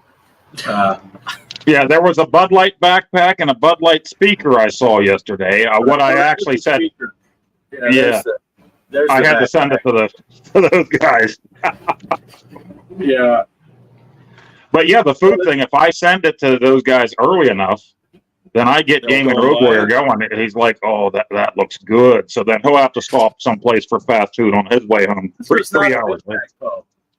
That was my that was my Chinese buffet yesterday when we went down. We were gone all day. That does look good. So what you're saying is, this is the reply that you get. Yeah. I got a picture of a cat from Gaming Road Warrior. So what you're saying is you share the fast food pics because you want to coordinate all your cardiac arrests. Yes, I know that I can get him going each time. I'm like, look, I just I got this blizzard from Dairy Queen, and then all of a sudden, oh, yummy, that looks good. And then 3 hours later, when he's coming home from work, he's like, look what I got. Damn it. A blizzard does sound really good right now. back to Poe's point about our challenges and stuff. Usually, this week I think I told you guys this morning that I was picking, or last night that I was going to pick kangaroo. Usually, our whole discussion is who's picking this week. If we have a discussion beforehand, and if we decide, okay, Poe's going to pick, we don't know until he submits his video, and he'll send me the video for his gameplay and intro, and I'll use Handbrake to resize it, make sure it's okay for StreamYard. Yeah. And all I do is watch the very beginning and the very ending to make sure it recorded the whole thing. So sometimes, like last one he did that pretend like he was going to do Popeye. Yeah, and pretend I'm going to do Popeye, then mention Mappy to throw everybody off. Right. And then it was RoboCop. So. And it was RoboCop. But I only knew it was RoboCop because I watched the last few seconds to make sure that it got the whole video. Yeah. So, but and then my son came up with the great idea. Whenever Bart did Dig Dug, then it was my turn a couple weeks later to pick the arcade game. My son's like, "You should say Dig Dug." So I did that whole beginning. And this week we're playing Dig Dug. Like as if I didn't remember we played it 2 weeks before. So. Right. Yeah. Yeah. So we don't prepare at all for this show. And but we don't really take suggestions either. I mean, it's just kind of like whatever game we want to play that week. I know Mappy's gonna happen eventually. Maybe on our 25th anniversary show, Mappy will happen because we talk about it every week. But yeah, we really don't know. Well, I was gonna pick Mappy for like the last arcade challenge 2 weeks ago, and then right when we were getting ready to start, Greg was like, "Hey, I got an idea for okay, go. We'll do that instead." So it's just. Yeah. Anyone that comes up with something, that's fine. And yeah, and me and Poe just show up and make crude jokes and topic comments. that's your color commentary. Mike is the serious content guy, and then Greg's there to appease senior citizens. Yeah, he's right there to walk off the stage in the wrong direction at the end. Yeah, he's the one that makes you feel better. I feel bad. Yeah, well, you're not part of the show. That's why we've known him for about 3 years. If I had known him, once I've known him for a few years, I'll rag on Greg more. I'll tell you how Greg came about on our show. Is when we did our show originally, and I had to miss that night because when I'm working, I get up really early Monday morning, and we weren't going with a set time when we did the show back then. We were all over the place, and I think you guys wanted to start at like 10 o'clock that night, something like that. Or those the guys that were West Coast. So I get up the next day and I'm driving to work and I'm watching the replay and I see some guy in a bow tie and bib overalls and a fedora or something like that. And I'm like, what the hell is this? And next thing I know, I hear this guy's joining your show. I'm like, great. Yeah, because they're like, man, this guy's better than Poe. Yeah, what the hell? Got more of a reaction. Everybody's like, we love having this guy here. I'm like, really? There's a bow tie and everything. But then I got to know him. And I really hated him, but I said, why not do a show together? No, I love Greg. Greg is the greatest. Well, it's a funny thing, since Poe brought up the old show that we did, and Poe wasn't there when Greg was added to the show, and it was a single person's decision to just make Greg a permanent. None of us had a problem with it. Greg's a good guy. We like him. We got along with him right away. But we were kind of told, yeah, Greg's on the show now. As a regular, like, okay, whatever. But then, ironically, when Greg was kicked off that show, they didn't even tell him.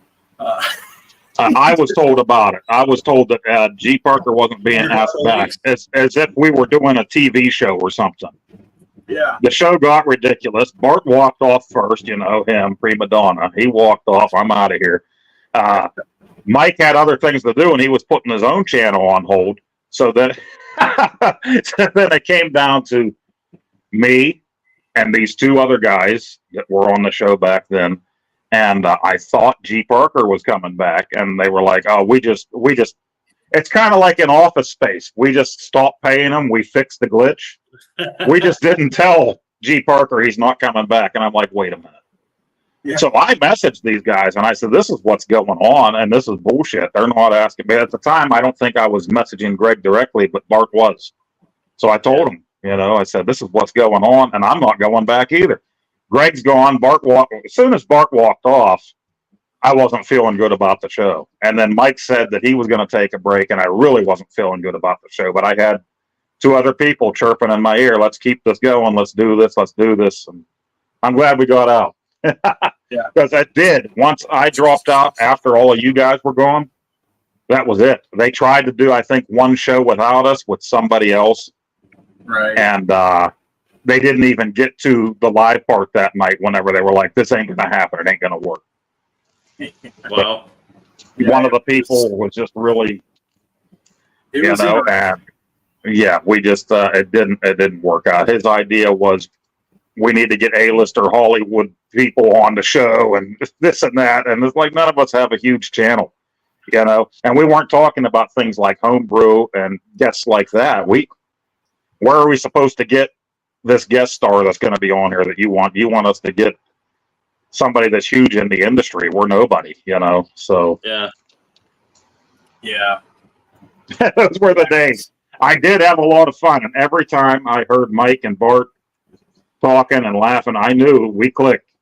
The three of us clicked, and then Greg came along and that clicked too. So that's why we're still here. Well, I know I don't always get to watch live because Sunday nights usually aren't a very good time for me, but I do watch it back. I like the chemistry. I like the nonsense. I like the fact that you guys aren't so serious. Our podcast on Tuesdays, I love that too. It's a very different kind of beast, right? Like we've got a set topic or a set thing, and we try to keep it to an hour. Whereas you guys, like I said, it's like hanging out with a bunch of buddies, whether you're on here or not.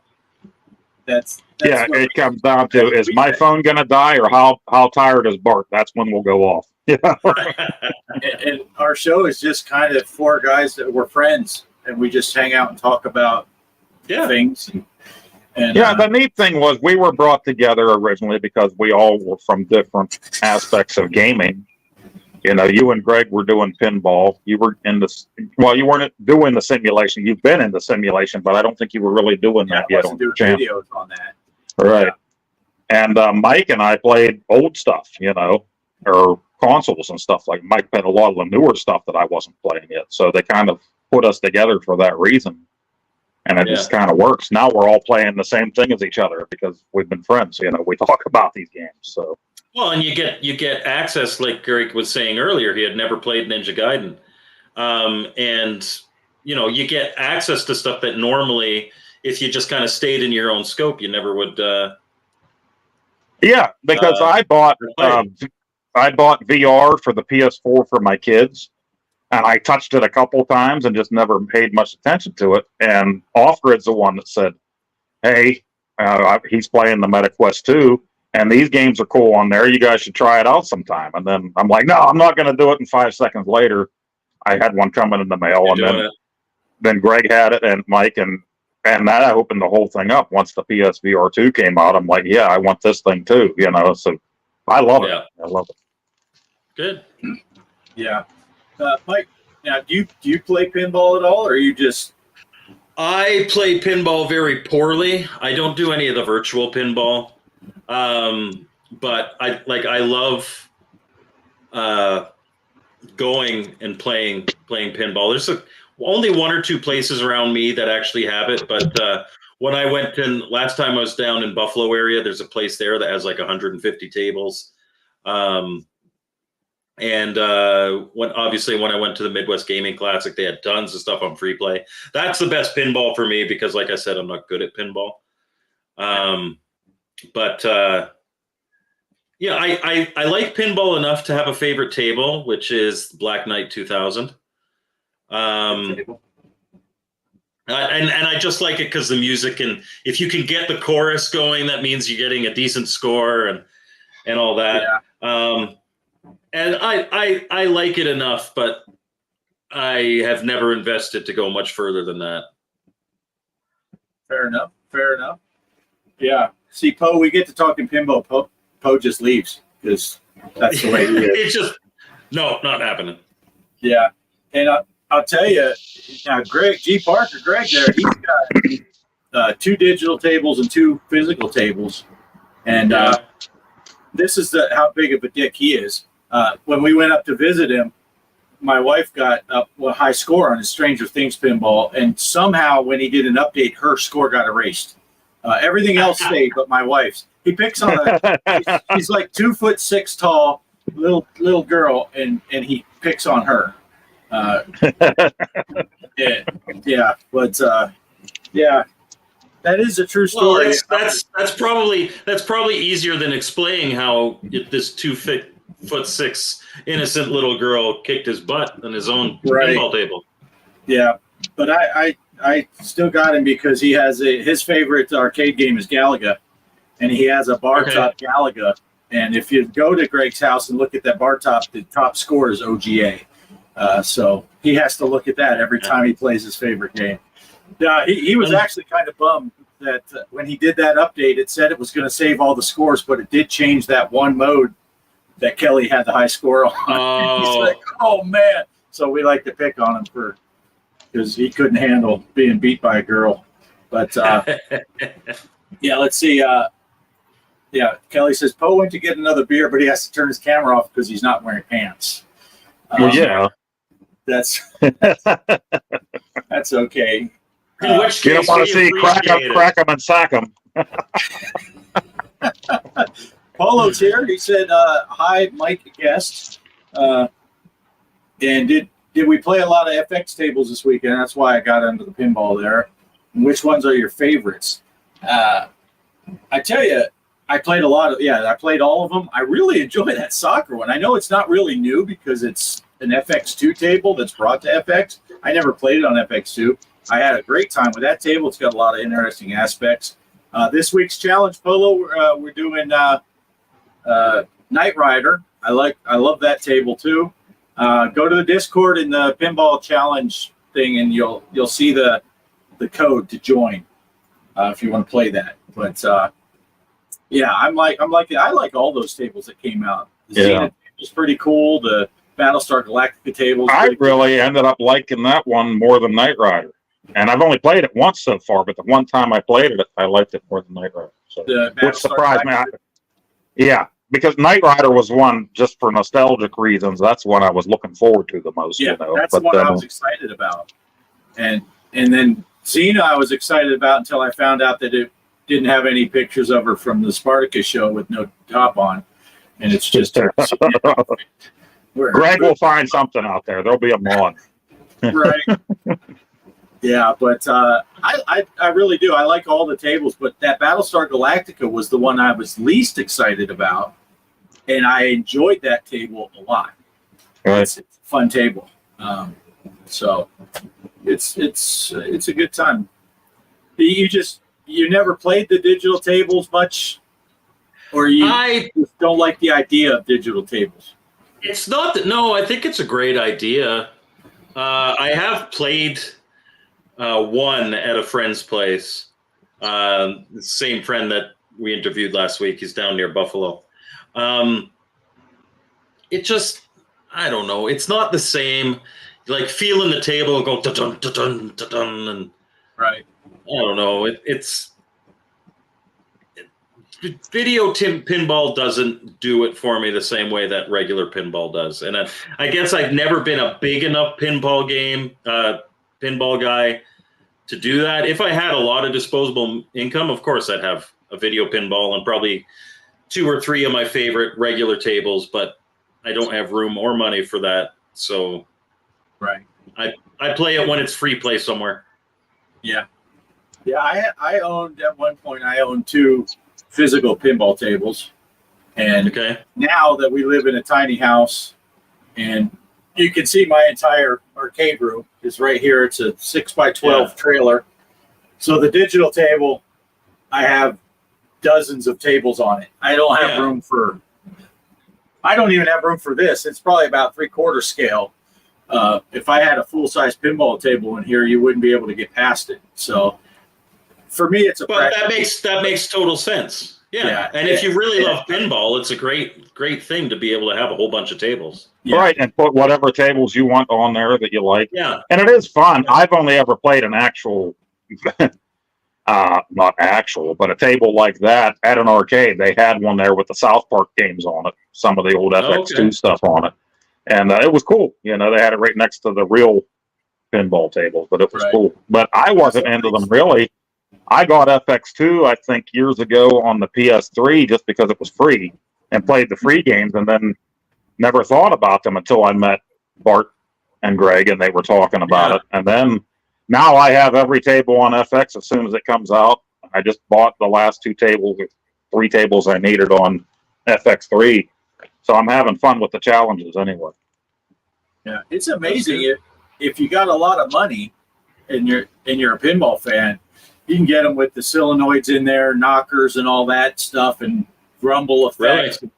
Yeah, I've seen people that they'll have the really good setups, and that they're like, you can feel the ball rolling on the table because there's a little, and when it hits the pop bumpers and stuff, you're feeling it. So I never invested in any of that. I had this one I used to have set up. I lost the software stuff. I got to find the software, but it has an accelerometer so you can physically nudge the table. Stuff like that. So that stuff does help. But that's important to me because I love feeling knockers. Right. Yeah. That's the whole reason he got into pinball. We said you could feel the knockers, and he's like, sure, sign up. Nice knockers. Thank you. What we really meant. But little Young Frankenstein. Yeah. Great movie. Oh, I love Young Frankenstein. That is an incredible movie. Have you seen Blazing Saddles? Werewolf. Oh, Blazing Saddles. Blazing Saddles. Is it true what they say about your kind? It's true. It's true. Oh, Madeline Kahn. Oh, rest in peace. She was hilarious. That was the one scene that they did end up cutting some of it out because they had the extended thing where he says to her, I don't know if you guys are aware of that, but he said to her, I hate to burst your bubble or something, but you're sucking on my arm. But they did. Mel Brooks said, "I did cut that line out." They wanted him to cut, half the movie out, and he said that's the only line he actually cut. Son of a bitch shot me in the ass. Yeah, but I shoot with this hand. Such a great movie. So anything Mel Brooks, right? Anything. Oh, Gene Wilder was one of my all-time favorites. Yeah. Mel Brooks movies. You've stolen her heart, you prince of thieves, you. Come on, that's hilarious. Yeah. Could you imagine if someone pitched Blazing Saddles now? They would be banned from the state of California, not just from Hollywood. Get out. This is just ridiculous because people really do find this stuff funny. I think the majority of us do. But people are afraid to say it because you're going to get attacked by the smaller. The whole point of comedy, and I've heard so many comedians say this, including Mel Brooks, is if you can't laugh about the uncomfortable stuff, there's a big problem with society. Right. You need to be able to laugh in order to get through life, right?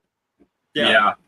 And comedy has always been there to cope with the terrible stuff. So people complaining and getting all offended are completely missing the point. We should be joking about gender identity. We should be joking about political issues. We should be joking about all of this stuff.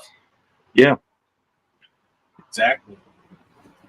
Post-style productions could make a great Blazing Saddles too. That's right. I think he would be more apt to make the Beat 'em and Eat 'em sequel, Shower 'em and Devour 'em.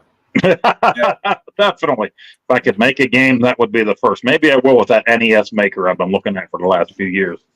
Yes, nice. I've got it. I have made 3 games. Oh, nice. I've always looked at that thing, and then I'm like, you know what? It's going to be like everything else. We got that Nintendo Switch Garage Builder or whatever it was. Yeah. And PlayStation 4 had that Dreams where you could create games. And me and my son are like, we're going to make the greatest games. And then we can't even get through the tutorial without falling asleep. So we never made anything.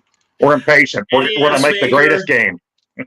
NES Maker is really good. It makes things a lot easier. But if you think it's just a simple, I'll click this and it'll make my guy act like Link from Legend of Zelda, it's not like that. You still need to. There's a lot of ins and outs. I've also been looking at GB Studio. That looks like something I could potentially make a game for. Oh, nice. And that makes obviously Game Boy and Game Boy Color games. Yeah, that's cool. That's cool. I had a hard time yesterday. We went to a store that is more a vinyl store than it is anything now. It's called CD Warehouse. We used to have more of them around the Pittsburgh area, but now I only know of one. We don't get down there very often. But I went in. I made a video I'm going to put up at some point. But they have the retro room with an old leather couch, VCR. Okay. They used to have a game system hooked up. They have a Ms. Pac-Man arcade. And they used to have a lot more retro games there, like even older stuff. I went yesterday, and now they're more into the VHS and vinyl stuff. People are really collecting that. But are people collecting VHS? Yes, big time. And it's mostly, I think, more kids like my daughter's age that are 23 or 24 that remember right at that time when DVD was getting popular. Maybe they watched VHS, and yeah, it's kind of huge there. And it's like, I'm looking at some of this VHS stuff that's sitting there, and I'm like, we just threw a bunch of these same movies in the friggin' trash 10 years ago or 15 years ago. Give them away for free at a garage sale. Right. Right. Yeah. Right. I still have a bunch. I have some good ones. I could make some money now. I don't have many left, but I got the THX Star Wars releases. Oh, yes. Yeah, I have that. And I've got the original, 80s VHS releases of Star Wars as well. Wow. Yeah.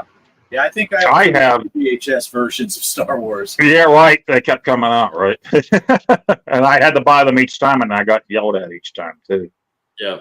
But I have Time Life, I think it was, in the early 90s. They were doing the best of Saturday Night Live.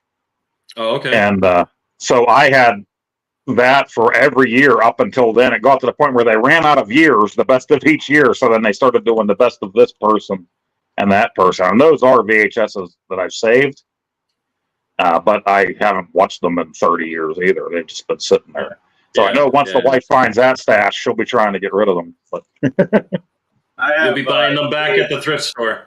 I have the VHS of Behind the Green Door, Devil and Miss Jones, and Debbie Does Dallas. those are the VHS.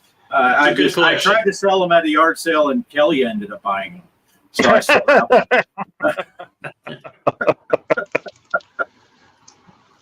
Oh, you just never know.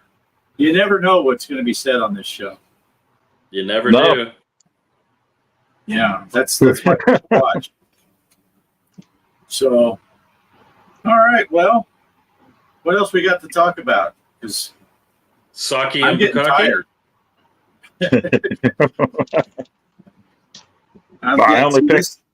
This is not a denial. That is not a denial that she bought all my porn VHS tapes that I was selling at the yard sale. She'll tell you it's just because she didn't want that 7-year-old to buy them, but that's not the real reason. Could have made that 7-year-old a man. Right. He had cash. No. But I'm getting sleepy tired. So, I mean, I'm willing to stick around if you guys had something you needed to talk about. Felt like it's time. No, I just realized I haven't uploaded my mini review for tonight yet, so I should probably go and do that anyway. And guess what it is, Poe? Chase the Chuck Wagon. Yes. I don't have it out here anymore. I actually put that away. Holy crap. And it's a game I don't have out here. You found something that Poe can't just pull out of his ass. And it's notice. Wow, yeah, I took it back in the house. Holy crap. Well, because it's worth something. Right. While he's looking, I should play Greg's music. Is it playing? I can never hear the music.